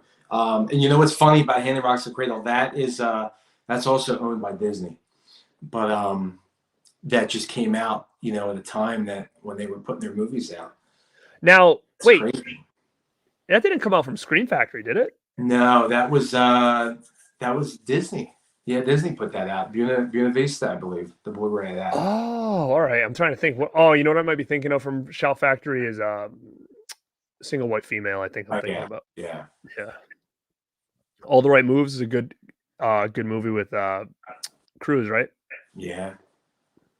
But yeah, guys. I mean, man, do you have anything else you want to say about this? I think, in my opinion, guys, thanks for popping in here. Again, we talked about Run a little bit, about our memories of it, our experiences with it. Then once we found out that like nobody's seen this thing, basically at that point, it's like, hey, here's the plot, go watch it, and then come back and check this thing out. Because again, I knew a lot of people didn't see it, but I didn't realize how many people haven't seen it, which is just mind-boggling to me, especially because, like I said from the beginning, is that I was the same way until about 2 years ago. Yeah, it's a shame. It's sad because it's the type of movie literally like people. If someone watches a movie, they don't want to be bored. You're not going to be bored with this movie because it's nonstop. Mm-hmm. It's like Uncut Gems; it never stops. That is true. That is true. Yeah, I totally agree, and it definitely falls into like a Kino type category because they have a lot of those. Like, man, I'm really big into like just those early '90s, '80s like thrillers. That's a genre that I feel like sometimes it's hard to categorize what fits into that genre. But, the more and more I'm watching a lot of these blind buys from Kino, the more I really realize that like I dig those kind of movies. Like even that other one, like I guess you'd call it a thriller, like that movie I bought, Gotcha. That one I didn't know about that one until I bought it on Blu-ray, and I think it might have been a recommendation from you. Yeah. That's a cool movie. And what's the other one that you recommended me? Bedroom Window? No Man's Land. No Man's Land is good. What was the other one? What was the window one where the guy sees the murder out the window? The Bedroom Window, yeah. Oh, that was so good too, man. That was so good. Did you see So, Bad Influence? oh yeah, I got it. It's Screen Factory or Shout Yeah. Factory did it. Yeah, I ended up watching it because you told me about it. Yeah. And that's another thing, guys. Me and this guy, huge Spader fans. Yeah. James Spader he's one of those guys that people always ask me like, hey, who would you love to meet, or who would you wish would come to a convention or whatever? And man, I would love Spader to hit one of these conventions because man, he was just so gold, Yeah. in my opinion, on a lot of these older movies. Like, I haven't talked about it much on my channel. It's almost like I've been cradling it and hiding it because I just love it so much. I'm just trying to wait for the perfect time. But Tough Turf to me is like, honestly, like, it's one of my absolute favorites. Tough Turf is just, man, like, I could watch that movie like every day. Yeah. And it kind of falls in the same vein as like Firstborn, where I could just watch it over and over again. What's funny about it too is that Robert Downey Jr. like appears in all these movies as like secondary characters, and Yeah. man, I absolutely love that. And you told me about Bad Influence, and I had never seen it until you had mentioned it, and it's super cool. I see you got the poster right there. Yeah, big fan of Bad Influence. Yeah. Now that was that must have been early mid 90s, right? Yeah, that was 1990. Yeah. 90. Yeah. So I was like, again, I missed out on all these because I was young. 1990, I was like, my life was Batman and Ninja Turtle movies. Like that was me in like 90. Like it was just like my everything, And I think that I would love to just do like a whole Spader show. Like, man, if you want to try to get that down, like we can run through like all of his stuff because there's a lot I haven't seen, but there's a lot that I really like. And there was one recently that I just bought. And I loved it. And I think I just bought it on DVD, and I think they might have just announced it for a Blu-ray. Man, what you probably know it more than me. I can't remember now what it's called, but it's almost like I just remember he was just having sex with this girl a lot. I don't remember what the hell one it was. It's not Crash, right? It's not Crash. No, it's not Crash. I could probably go get it and bring it back. It's in my room. Recently? No, this is gotta be like early 90s. The Dream Lover? Yes, that's the yeah. one. That's the one. I had just seen that not too long ago, and I was like, oh, that's a pretty cool movie. Yeah, that needs a Blu-ray. I'm surprised that's not out yet. So that doesn't have one. No. Now, yeah, I'm trying to remember what the story was. Was he like married, or was she having an affair with him? Like, I think so. What I remember most about that movie is like the scene in the courtroom at the end when he snaps out. But that's the scene I remember most.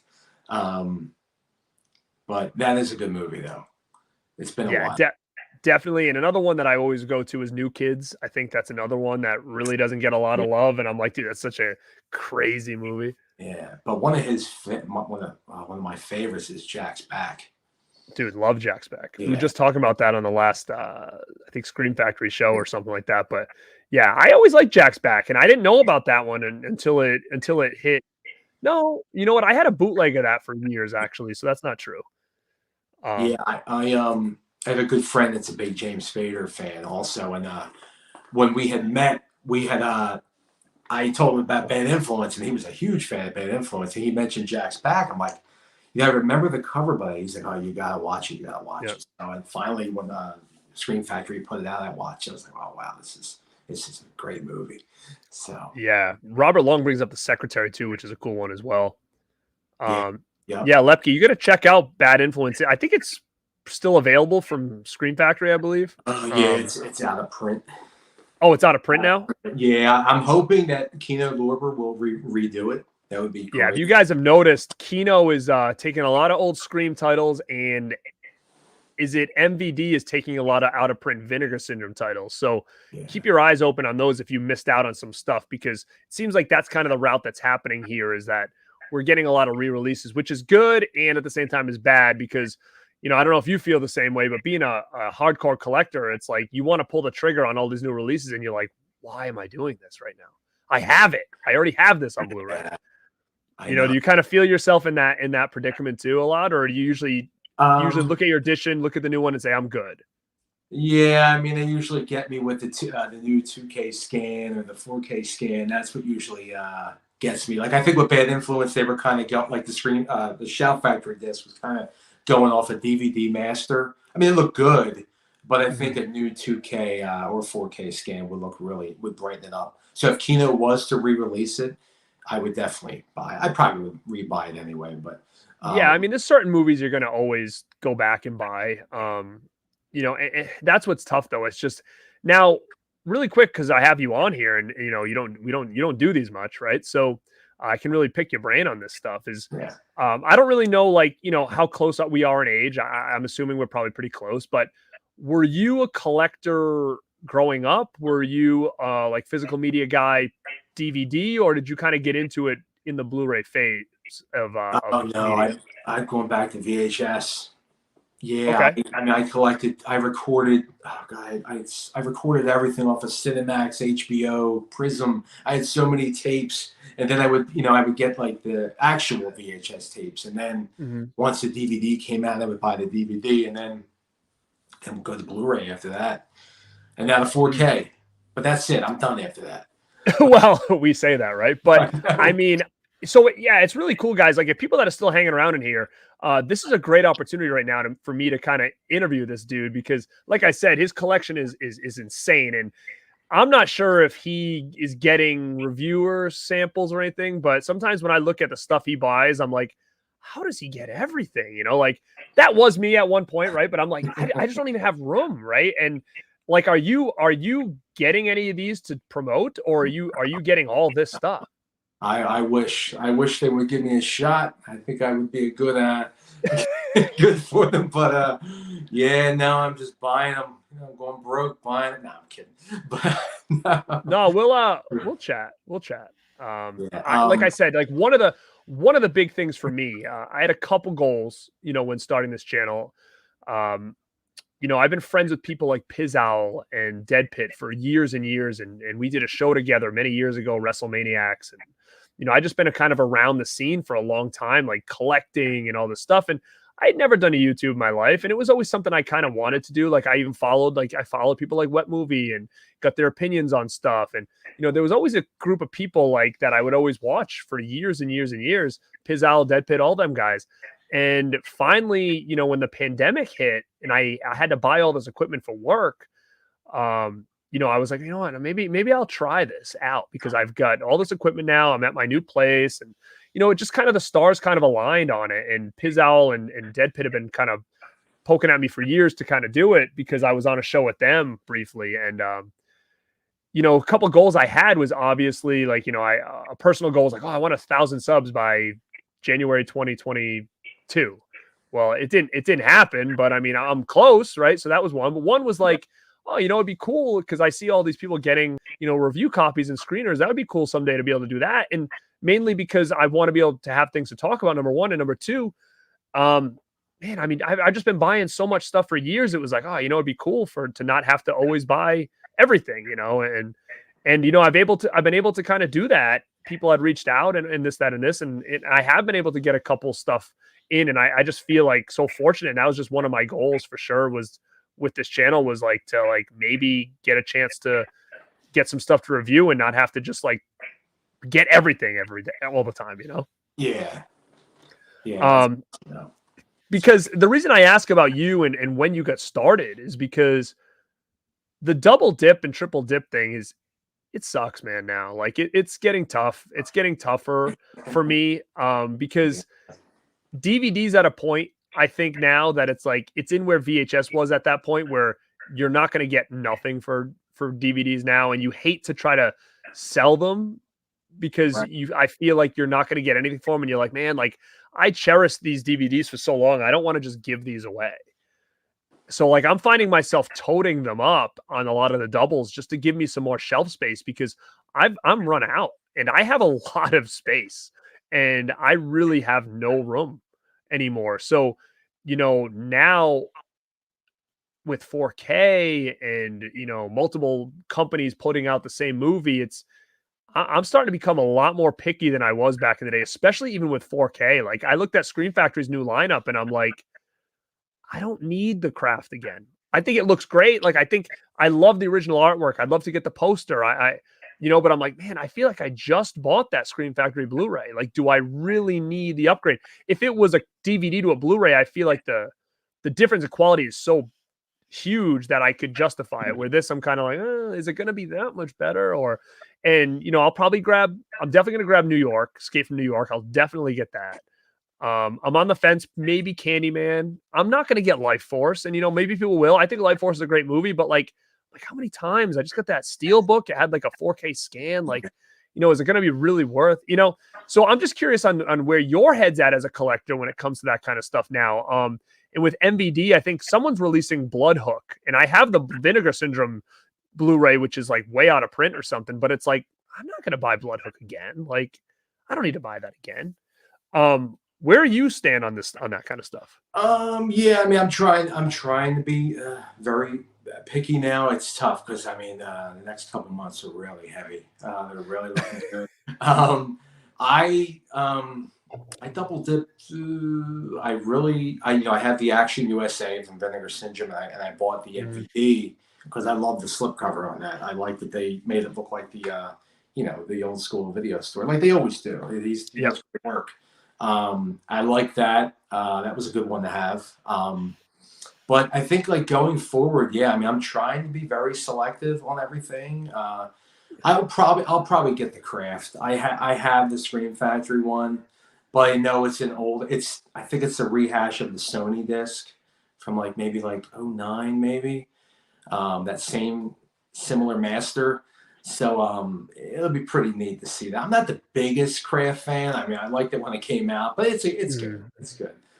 See, now you might be selling me on it because I didn't realize about the transfers and stuff. And to be honest, the Craft was one when it came out on Blue. I actually was not jumping at it. Like I got that maybe a few months later. I didn't pre-order or anything like that. And I actually didn't even like the new cover art or anything on the new one, the artwork that was on there. And when I saw that new one, I just feel like them using the old artwork and stuff, it's really drawing me in. But the features are the same and all that. But like you said, if you're saying that they just pretty much ripped the older scan, then maybe it is worth maybe checking out again. Yeah, I think it's going to be, if it's a 4K restoration with the director, he overlooked it.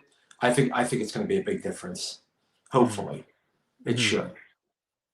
Yeah. So it's just tough now, man. Like if you've been in the game a long time, it's tough because DVD was like my thing. Like that was when I was at the height of my collecting. Like, man, every Tuesday I'd be out buying all the new stuff.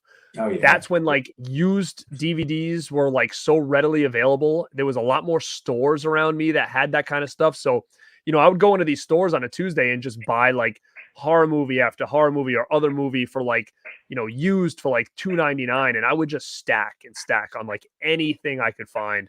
And I get to 4,000 DVDs, and now to start rebuying everything, it's heartbreaking in a way, and trying to categorize it and all that stuff. And I just think I think physical media, in my opinion, as much as it's dying, to me it feels stronger than ever with all these companies, and it's one company's trying to outdo the other one, and this, that, and this, and it's craziness. No, there's so much coming out. I mean, there's a lot. And I love when there's stuff coming out that we haven't seen on DVD yet, that only had a life on VHS. So, I mean, it's great. Now, I don't know about you, but I'm really excited about Wild Things. Oh, dude, I've already got it. So, I mean, I don't have it in my hand, but it's already coming. Yeah, I mean, I'm so excited about that. What's cool about that one is that was another one that had Sony put that out way back. That was probably one of their first Blu-rays. I have it. Yeah, and that had that was a DVD master. That was pretty, it didn't look that good. So I think now it's going to look really, really nice. Yeah, and that's another movie too where I feel I like that Arrow's giving this treatment to movies you wouldn't expect. To me, that just feels. I saw this in here. Sorry guys, I've been looking at the chat, but I haven't been jumping at it. I apologize. I will get to it before we sign off. But I know Lepke Vision Films posted in here a little earlier that, he was thanking me. He's like, I love when you guys talk about these type of movies because it's not much, that gets talked about. And he really kind of likes this kind of stuff. And, that's exactly it. At the end of the day, I've always been a horror guy at the end of the day. At the end of the day, I've always been an 80s horror or even 80s teen comedy, anything nostalgic or memories of me growing up. as a teenager or even before. That's always been me. So the fact that I can take the horror element and then kind of swing it into different things around, I stick to mostly 80s and 90s when I do chats and talks and stuff like that.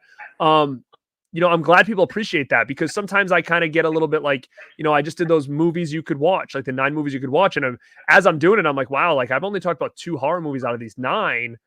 And I know most of my fan base that watches my stuff are horror fans. So the fact that I see that some of these people appreciate this stuff that's kind of outside that realm is makes me feel good, because there's probably not that many people in this circle that do that. So thank you for that, man. And you said it might help you start a YouTube channel, which I hope it does, man. Is my biggest thing with YouTube. Like for me, the discussing and talking has come pretty easy because of what I do for work. I'm a perfectionist. The hardest thing for me up till this point is the aesthetic of how I want things to look. The backdrop, the biggest thing, the lighting, like that I still am not happy with. Like I look at this now and you guys might say, oh, the lighting looks great. I don't think it does. Like I still feel like I look at his and I feel like, wow, his lighting looks so good. And he doesn't even do YouTube, right? And I'm asking him before we sign up, I'm like, dude, how did you get your lights like that? And I'm buying all this crazy equipment to try to get it to look certain ways. And I'm like, this guy's not even trying. This is how he lives. He lives in this, So that's the one thing I could say about YouTube. For me, the hardest thing is I want it to be aesthetically a certain way. Everything else I feel like has come pretty easy. So if it's something you want to do, man, like I would just say, do it. But yeah, sorry, I'm just looking at the chat. I'm trying to do conversations with you over here, but I like this shooting the shit thing because, again, like I said, is I don't get to talk to you like this that much. We chat all the time through Messenger, but not deep dive. And I know we're trying to do a meetup soon.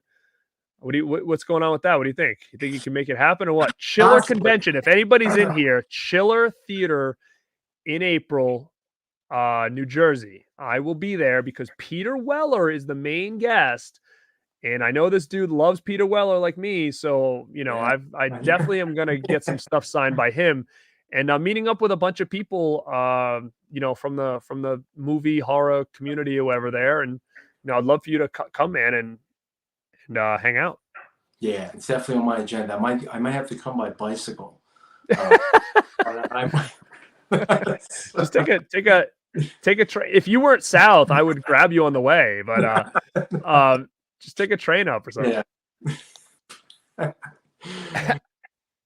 Or a horse. You gotta. I'm gonna get a horse. A horse to take me. Yeah, you gotta go, man. It's always a good time. There's people in the community that go and hang out. Like I know Holly Go Frightly from the horror community. She'll be there. We're gonna hang out with her.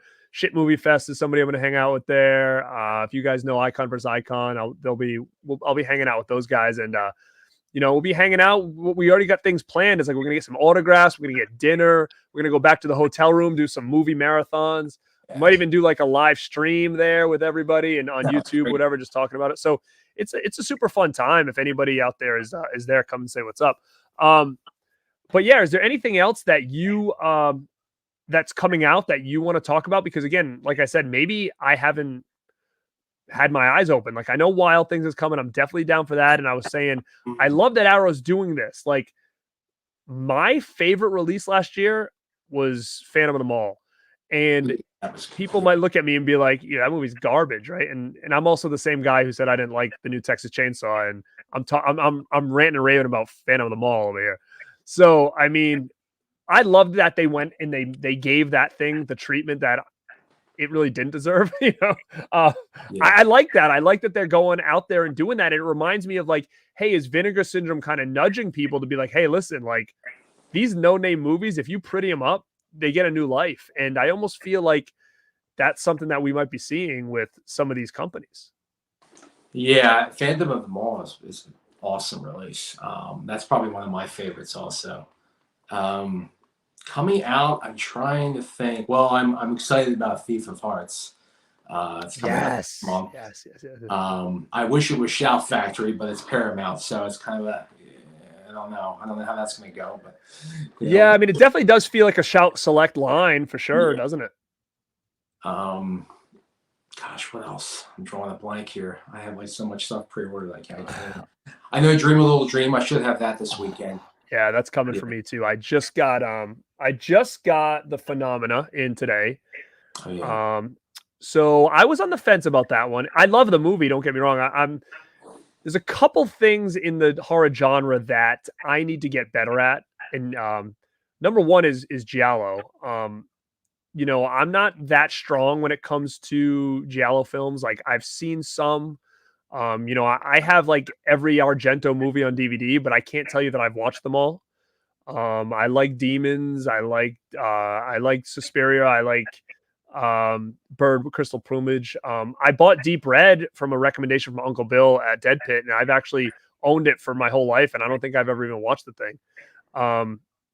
And Phenomena I do like, but I bought Synapse's like limited edition steelbook that came out a couple years ago, and I was really just happy with that edition. And I was going to kind of pass on it, you know, with this new 4K or whatever, but I was kind of talked into getting it because Synapse always does a great job. And this is a weird release because it's almost like they teamed up with Arrow and they released this. It's weird, man. Like, I don't know how it worked. It was like Arrow released it in the UK. Synapse released it here, but it comes in like an Arrow box. Like it doesn't say Arrow, but it's the same style that Arrow does. It's interesting. So I wanted to grab it just because I wasn't sure if this partnership was something we were going to start getting or not.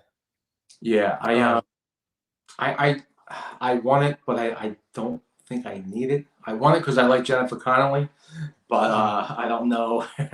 I'm not sure if I might pass on it. Yeah. Well, that's good, man. I don't ever hear you saying you're going to pass on much, so that's good. But yeah, so Giallo, and the other one is for me is Hammer horror. My uncle's a big Hammer fan. I actually haven't dug too deep into it. I've seen like the Christopher Lee Draculas and stuff, and that's something else I need to probably open my eyes to a little bit more. You know, in the horror genre, I would say, because I've been passing on all those Scream Factory releases for the Hammer stuff. I'm more like in, you know, 80s horror and stuff like that. And I'm trying to see what everybody's saying over here, but yeah, I'm trying to think of another release that I'm really excited about.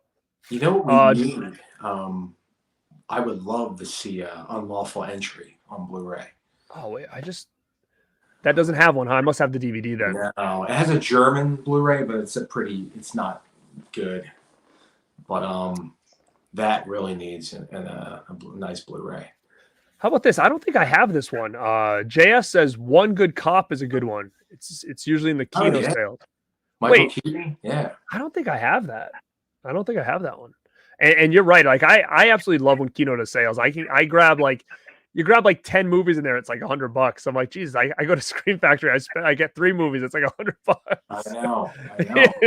It's nuts. They do a good job. So it's not like they're budget releases. Like they do a hell of a job with them. Yeah. I don't get taxed. Do they tax you when you order? You know what's funny? I don't remember, but some people say they do when they do, and I think it has to do with where you live. Yeah, I get lucky with that. I never got taxed, so it's like really even better. You thought you were just getting away with something. I think. Yeah. Robert Long, man, this is right up my alley. You're right. Summer Camp Nightmare, dude. That is again one of my like favorite movies that. I would love to do another show on that. I mean, it has not the VHS is very hard to find. I have a bootleg that I bought many years ago, and I absolutely love Summer Camp Nightmare. And I don't know if you guys have heard me talk about this before, but it actually was slated for a DVD official release once, and I had pre-ordered it from Amazon and ended up getting canceled, and it never saw the light of day again. So I don't know the deal with that movie. I don't know the issue. Yeah, who put out the VHS? Was it Embassy? I think. I don't know. Yeah, that's like I could see Vinegar Syndrome doing that one. Maybe. Oh, definitely. But yeah, it would be nice. It would be good.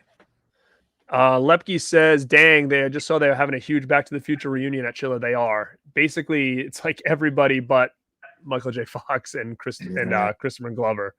Yeah, it's pretty cool. Like, I'm a huge Back to the Future fan. I think Back to the Future and Karate Kid are like my two favorite movies of all time. Back to the Future is just, I mean, it's a way better film. It to me, that's almost like a perfect film for me.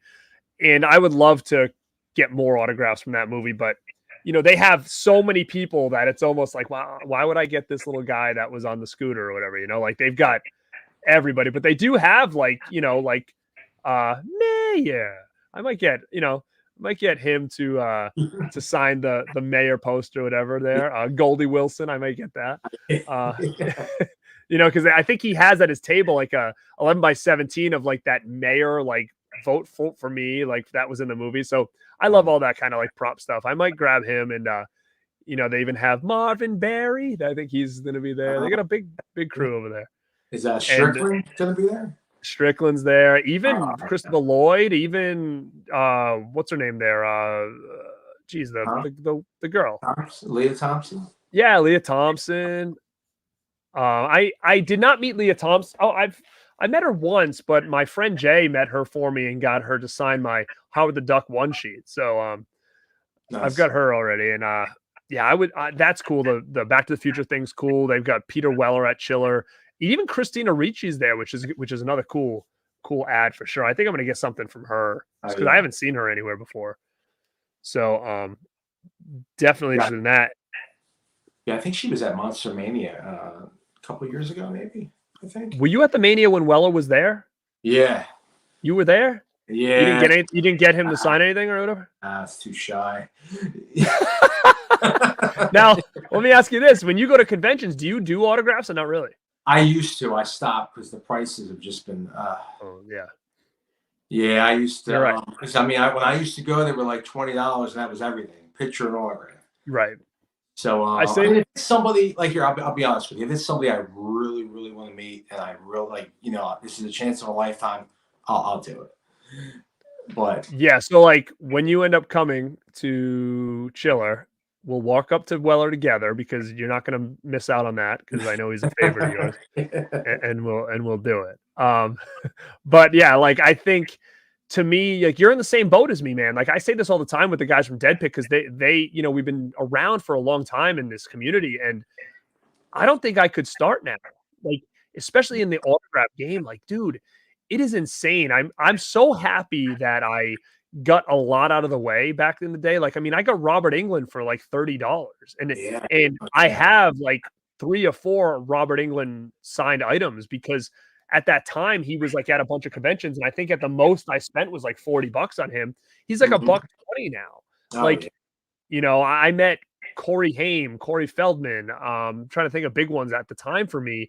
And I just got so many out of the way. Like a lot of these, like, you know, the Kane Hodders and the people who played Jason. And like I said, I have this poster back here signed by Linda Blair. Like I've got this Burbs poster signed by, what's his name there? Malachi or whatever, Courtney Gaines. Oh, yeah. You know, like, I mean, we were lucky enough to get a ton in. You could go to a convention, get like 6 autographs and, you know, spend like $120. Yeah. You know, and now it's like, you got to be picky. Yeah, I know. It's a shame. I know. And I'm down to spend whatever if it's somebody like a Peter Weller. Like if he says, "Hey, I'm going to be $80," I don't care because he's probably the only person I might get that weekend. So to me, yeah. You know, I'm at a point where it's like I'm just kind of rounding out some stuff that I've always wanted, and you know, I'll pay the big prices if I'm getting like one person or whatever. And you know, I'm fine with that. Like I was able to get all the Karate Kid years ago. You know what Karate Kid's probably going to be now? Oh yeah. You know, I'm sure Zabka and Kreese and all them are going to be big money. Mm-hmm. Hold on, I'm just going to catch up on the chat here really quick. Yeah. Mel is here. My Killer Podcast. What is up? Kino sales, love them, but you buy way too much. Agree. They are so good. You buy too much, but it's a good too much because you're getting quality and you're like, wow, I'm actually getting a bunch of stuff here and I've only spent $100. Mm-hmm. And that's what we were just kind of talking about. Anywhere else, it's like, you spend $100, you're getting like 3 movies. So that's the one thing about Kino that I love. And by the way, guys, check out My Killer Podcast. If you see her in here, she's going to be my guest next Wednesday, and we're going to be talking the Burbs on our Rad Recommendations episode 11. Let me see. Lepke says, I'm the guy who would get the guy on the scooter to sign something. Yeah, I mean, listen, if I had unlimited funds, I would have get the whole cast to sign my Back to the Future posters. I do have right now, I have Christopher Lloyd and Michael J. Fox on my Back to the Future 2 poster. And, I'm really weird when it comes to certain things where I'm like, I'm just going to leave it at that because they're actually the two people on the poster. So, it's weird. I'm sure everybody's got their own kind of thing. Speaking of Michael J. Fox, I wonder when we're going to get the Frighteners on the Arrow. Wasn't Arrow supposed to do that this year? Were they? I don't know. I didn't know that they were even planning on it. That's great. I mean, I have that other one, but I think it's just a rip off the DVD almost, right? Yeah. Yeah. The white cover or whatever. Yeah. Yeah, that'd be great. I would love a 4K. I thought we were going to get it last year, but hopefully it pans out. They just announced. Well, they haven't officially announced it, but a lot of their new editions are coming with cards for what is it, Hell High? I think. Oh yeah. I got that. So I assume that's probably in the works. Yeah. And I'm really happy with, like I said, the wild things that they're doing and I also think they did a hell of a job with True Romance, which is another one that just seems a little bit out of their zone, but I think that's the kind of stuff I like. Yeah, that's a great release. But let me see if there's any other things here. We're still talking about Summer Camp Nightmare. Yeah, I don't know what the problem is with that, guys. I've talked about that before. The standard Phantom of the Mall is coming out at the end of March. Yeah, definitely grab it. I mean, I love the edition they did, mainly just because how much was put into a movie that nobody really talks about. But if the standard edition has all the cuts, I would get it. I think it's got like 3 or 4 cuts on that thing of the movie, which is super cool. But yeah, man, we've been on here for about hour 30. We talked Run, and we also just kind of bullshitted a little bit about you and your collecting and stuff like that. Is there anything else you want to say or talk about before we sign off here? We can keep going if you want. Guys, I mean, we have people in the chat, so if you guys have questions, let us know. We'll hang on for a little bit and answer them for you. So guys, anything like about the movie, again, like I said before, no one's seen Run, so go check it out when you get off of this thing on YouTube, and then come back and then post in the comments that we got you to watch it, and let us know what you thought about it. And maybe, like I said, we can get the ball rolling. But if you guys have any other questions for me or Mr. Slasher Disc here, let us know. Make sure you guys like this stream. I appreciate it.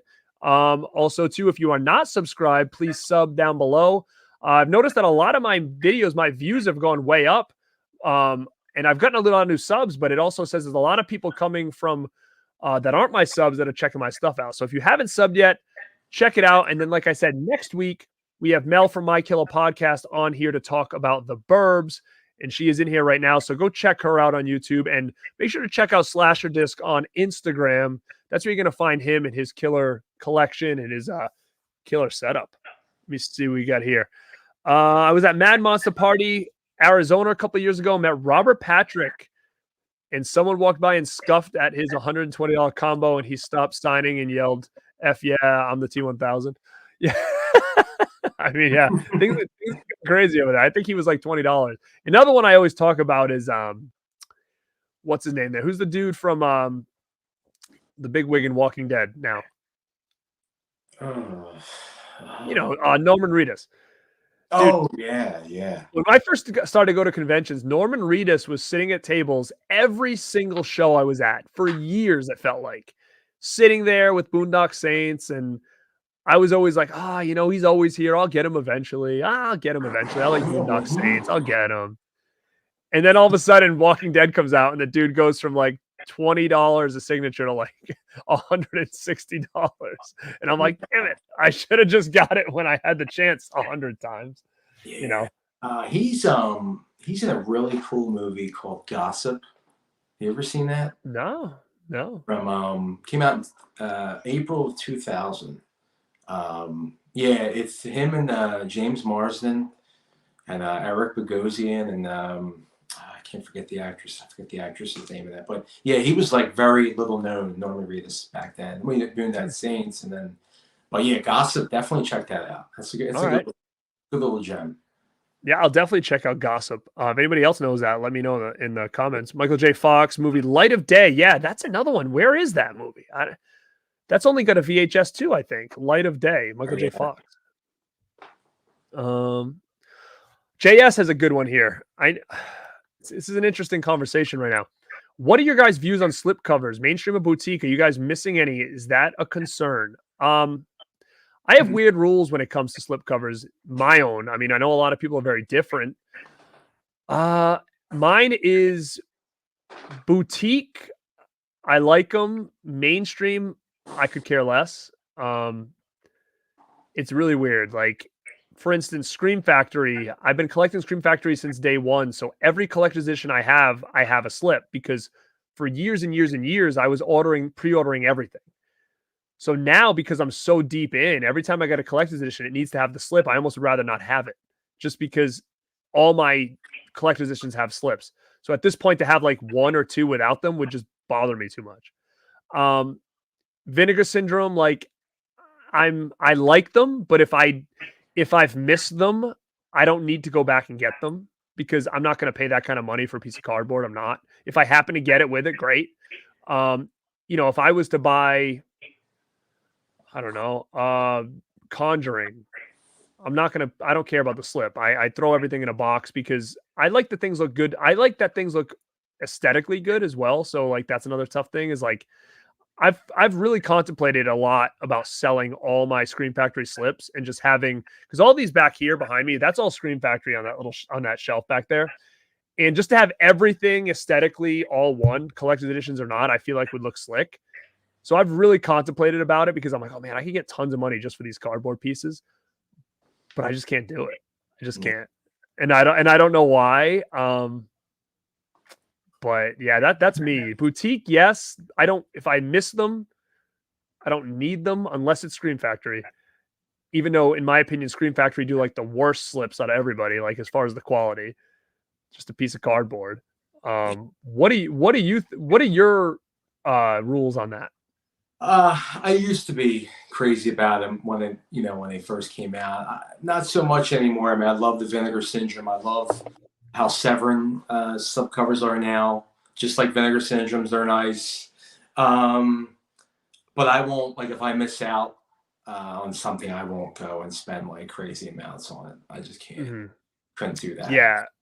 I have like real weird rules with it. Yeah, like on mainstream ones, like you said, I don't care so much on that.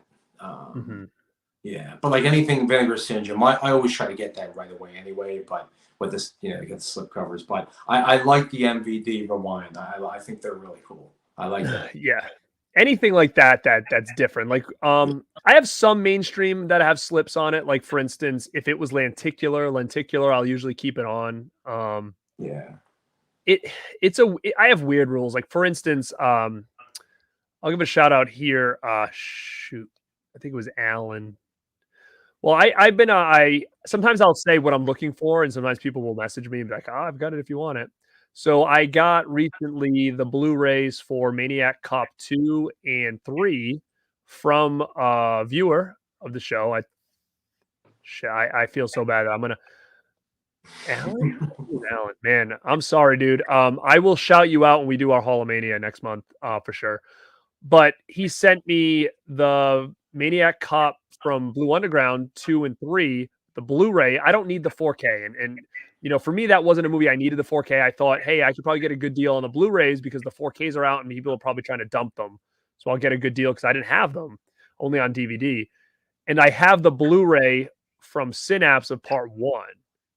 So one he sent me had a slip and the other one didn't. I took the slip off and just put it in a box because to me, if I have one with a slip and then part 1 and 2 don't have slips and 3 does, it just, to me, that's annoying. So I'll rip it off. So it's like, again, it's just weird rules. Like, for instance, if I look at my Scream Factory thing, I have the slip covers for Psycho 2 and 3, but I don't put them on because I have Psycho 4 next to it with no slip and I just don't like the way it looks. So I kept it. It's just not next to it. Man, it's crazy. It's a weird thing, man. No, I agree with that. It's like these weird rules. I don't even know sometimes, and sometimes I just, like I said, I look at the Scream Factory and I'm like, man, but what can I get for all these slips? It would look so nice without them, but it's hard to let them go, I guess. And the same thing with a lot of these movies. Like, man, I know we're getting Return of the Living Dead on 4K sooner than later. And do you know how easy it would be for me to take my Return of the Living Dead Scream Factory with a slip, throw it online for $100, take the 100. It's going to come out on 4K for 30, keep $70, and yet I can't get myself to do it. And it's like, it's just, it's like easy money, but I can't get myself to like pull the trigger on it, you know? Yeah, I think it's getting more obvious, like what Scream Factory is going to re-release on 4K. Like I was talking to a buddy of mine on Instagram, and I think we're going to get probably Silent Night, Deadly Night. Oh yeah. I think Fog is soon. Yeah. I think that's going to be probably the next couple, because if you look, I think that's like what I'm noticing is that they're doing a lot of the ones that got the steel books.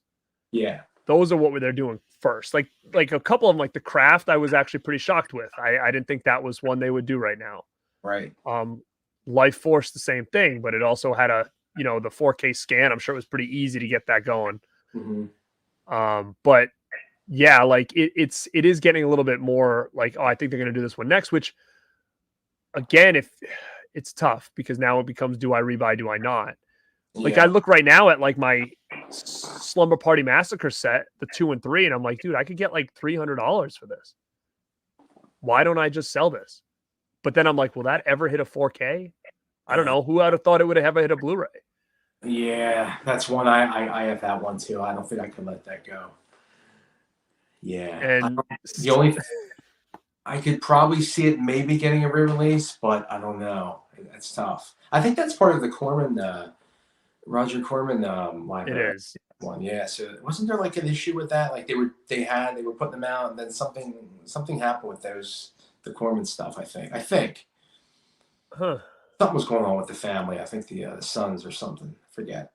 So maybe it won't. I mean, I have Slumber Party Massacre on DVD, one Shout Factory set on DVD, one individual releases on DVD from like that old company. I don't even know what the name of it was. It's like long auto print. But I have like all those with the sorority houses and Hard to Kill and all that other stuff. Like, yeah, now those would be great on to get those on Blu-ray. Yeah, that would be awesome. Yeah.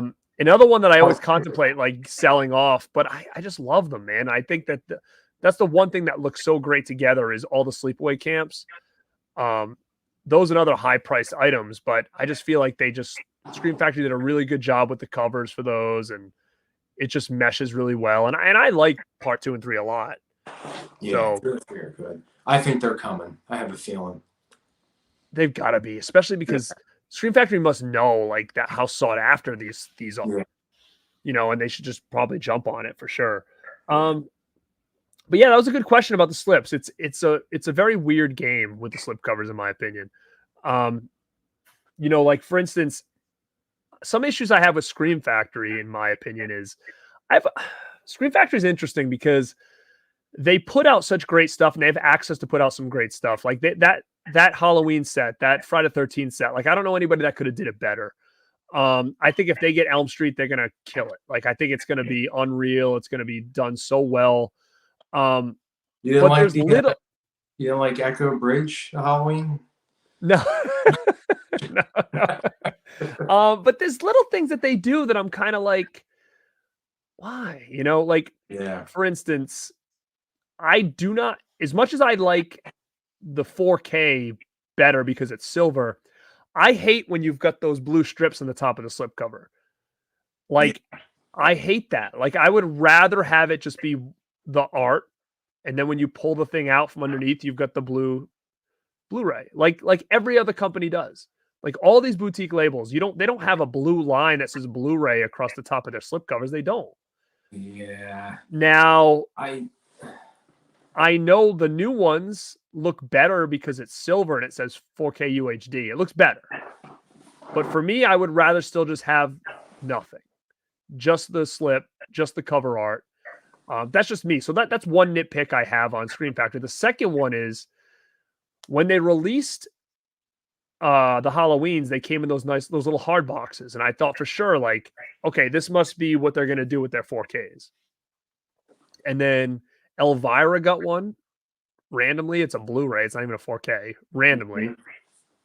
and then went back to all the old slips again. And I'm like, well, what the hell?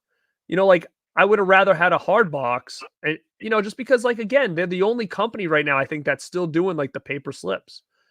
And I'm just wondering why they didn't go that extra route, seeing how Vinegar Syndrome and stuff are just killing it with these like hard box slips and stuff like that. I don't know. Those are just two little things for me, especially because to me they're still top dogs, and that's that. I always wondered that those little things. Yeah, I thought for sure Alligator was going to have the hard box. So yeah, I was a little disappointed with that.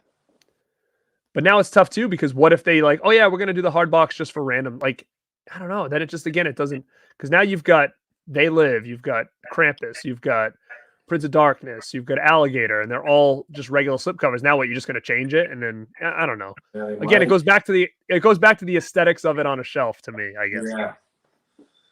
Yeah. Again, that's just me being the weird collector that I am. Let me see what we got here. So what we got here says, I'm afraid that they won't release Sleepaway Camp 2 and 3 since they're out of print, aka don't have the rights anymore. But I don't know what they have the rights to and what they don't. But if they don't, I'm sure someone does. I mean, I'm sure that's just not in limbo somewhere with a movie like that, because it does have a following, it does have an audience. And I think another big thing right now, what's going on is I think these companies, like you said, there's so much coming out, they need to slow down a little bit.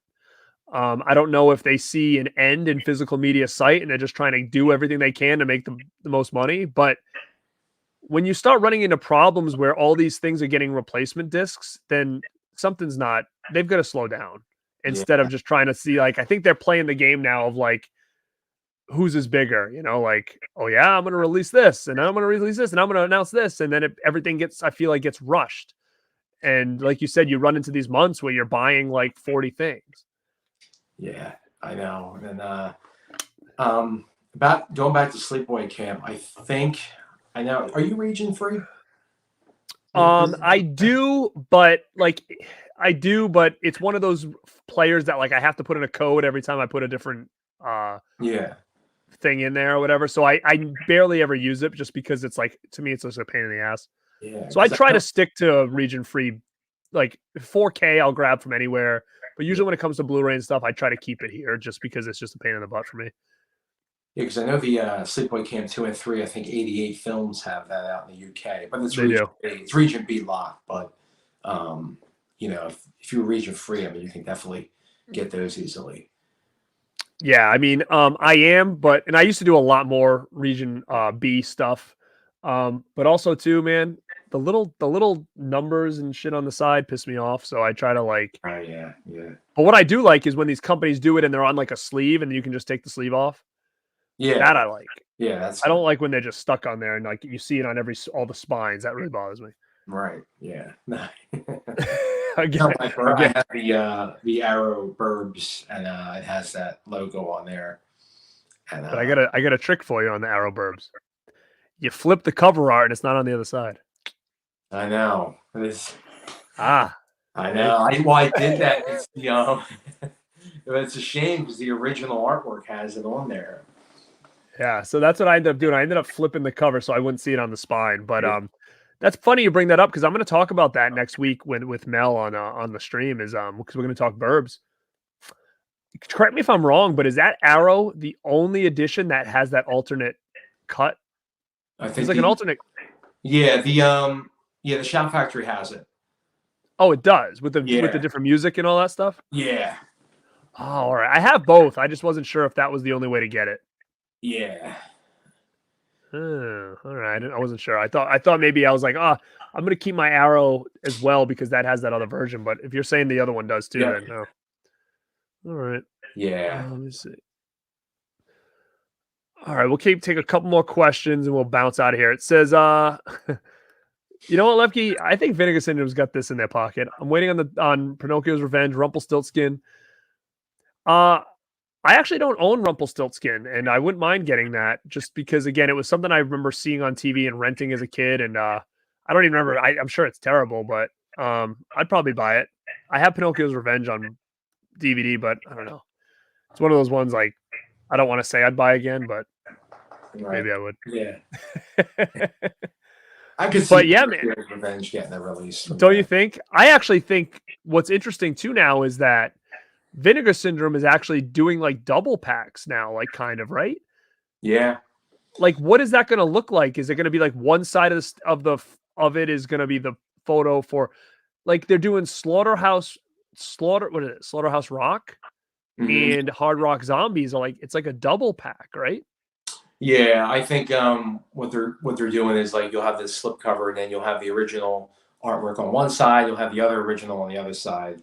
Of the slip, you're thinking? Yeah, Okay. I'm I thinking. mean, I don't hate it. I don't hate that. I mean, I'm excited for Hard Rock Zombies. I have Slaughterhouse Rock on Blu-ray from Code Red, so it was definitely one that I was like, I don't know if I'm going to double dip on it. But now that it's going to be part of Hard Rock Zombies, I'll get it.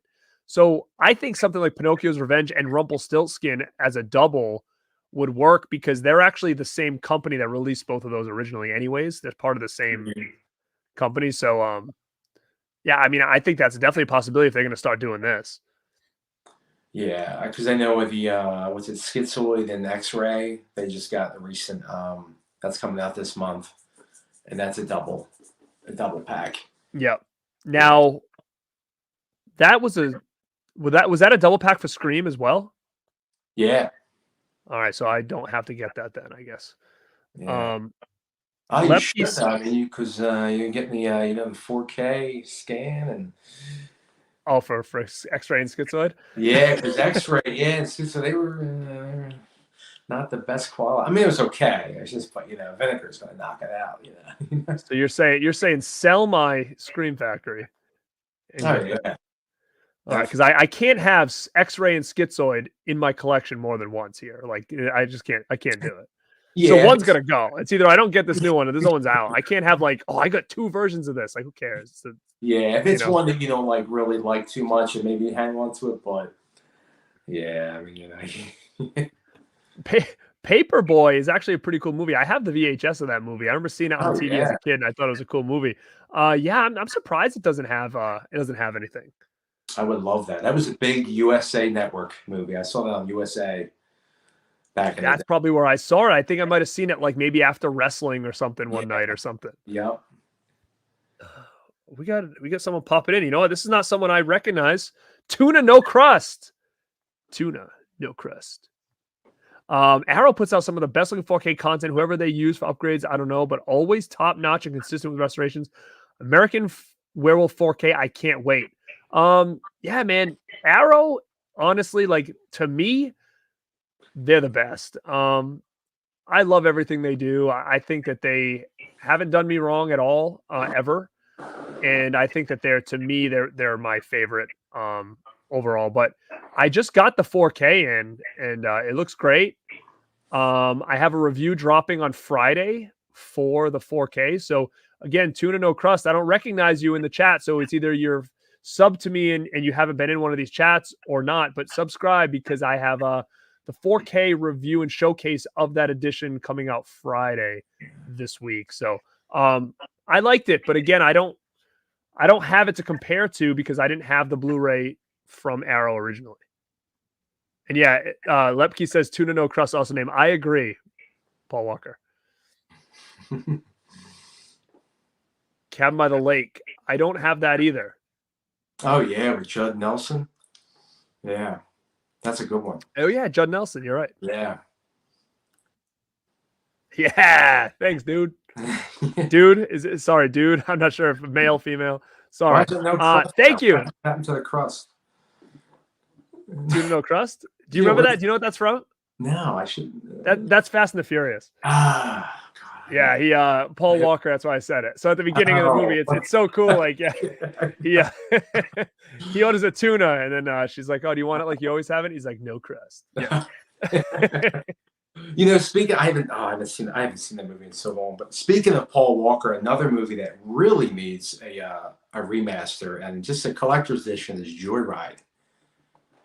I'm surprised Screen Factory hasn't had that one. Yeah. They've got to be coming out with that. That seems like something right up their alley. Well, you know what? Pretty that up, and I think it's 20th Century Fox, and I think they're kind of part of Disney also, so that might be another problem, I think. So Yeah. something's going on with Disney's got everybody. It's crazy. Yeah, I mean, how can they, right? Like, Yeah, but Joyride's an awesome movie. yeah, very cool. I mean, it was like around that time. We just talked about that in a stream. We were talking about like the post Scream movies or whatever that came out, and Yeah, we kind of threw Joyride in there as one of those movies that came out post that.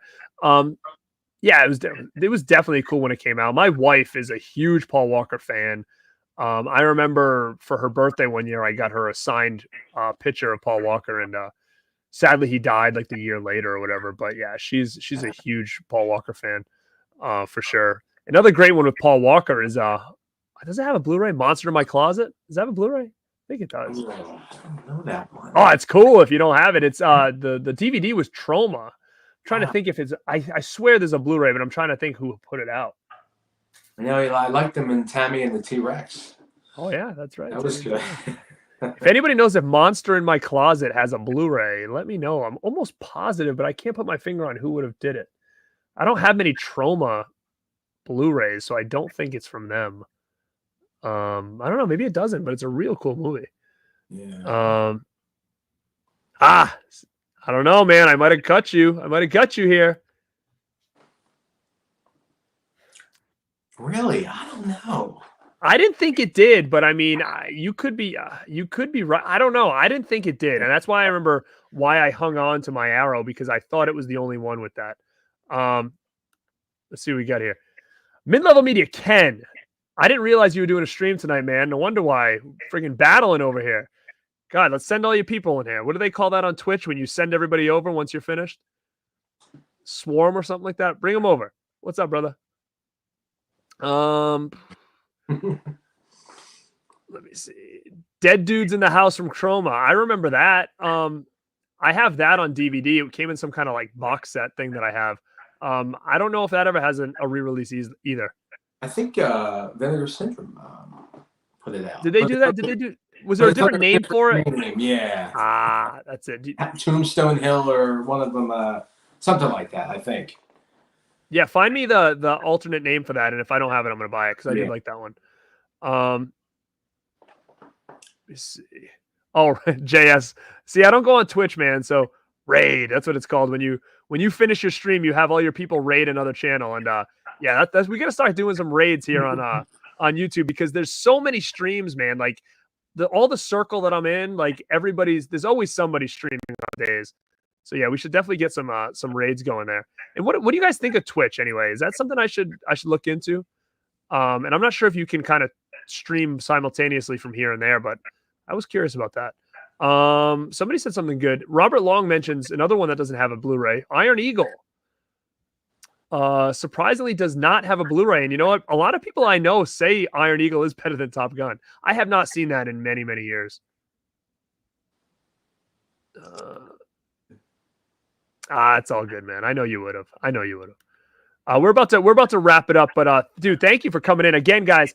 Like and subscribe if you haven't on this. I'll throw this up here really quick. You can like and subscribe here. You can subscribe to Slasher Disc on Instagram.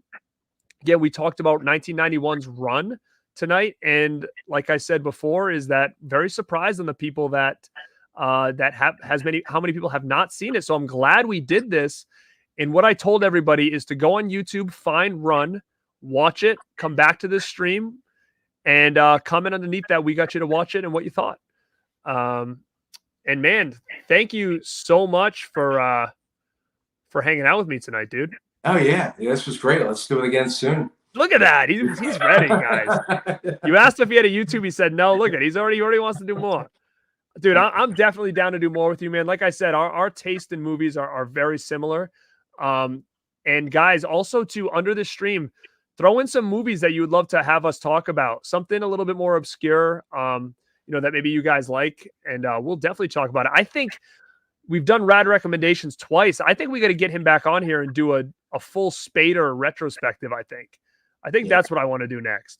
Let's do like, if you guys haven't check my old videos. I did a full Corey Haim retrospective with Staunch TV, like probably in December. Yeah, it was on Corey Haim's birthday.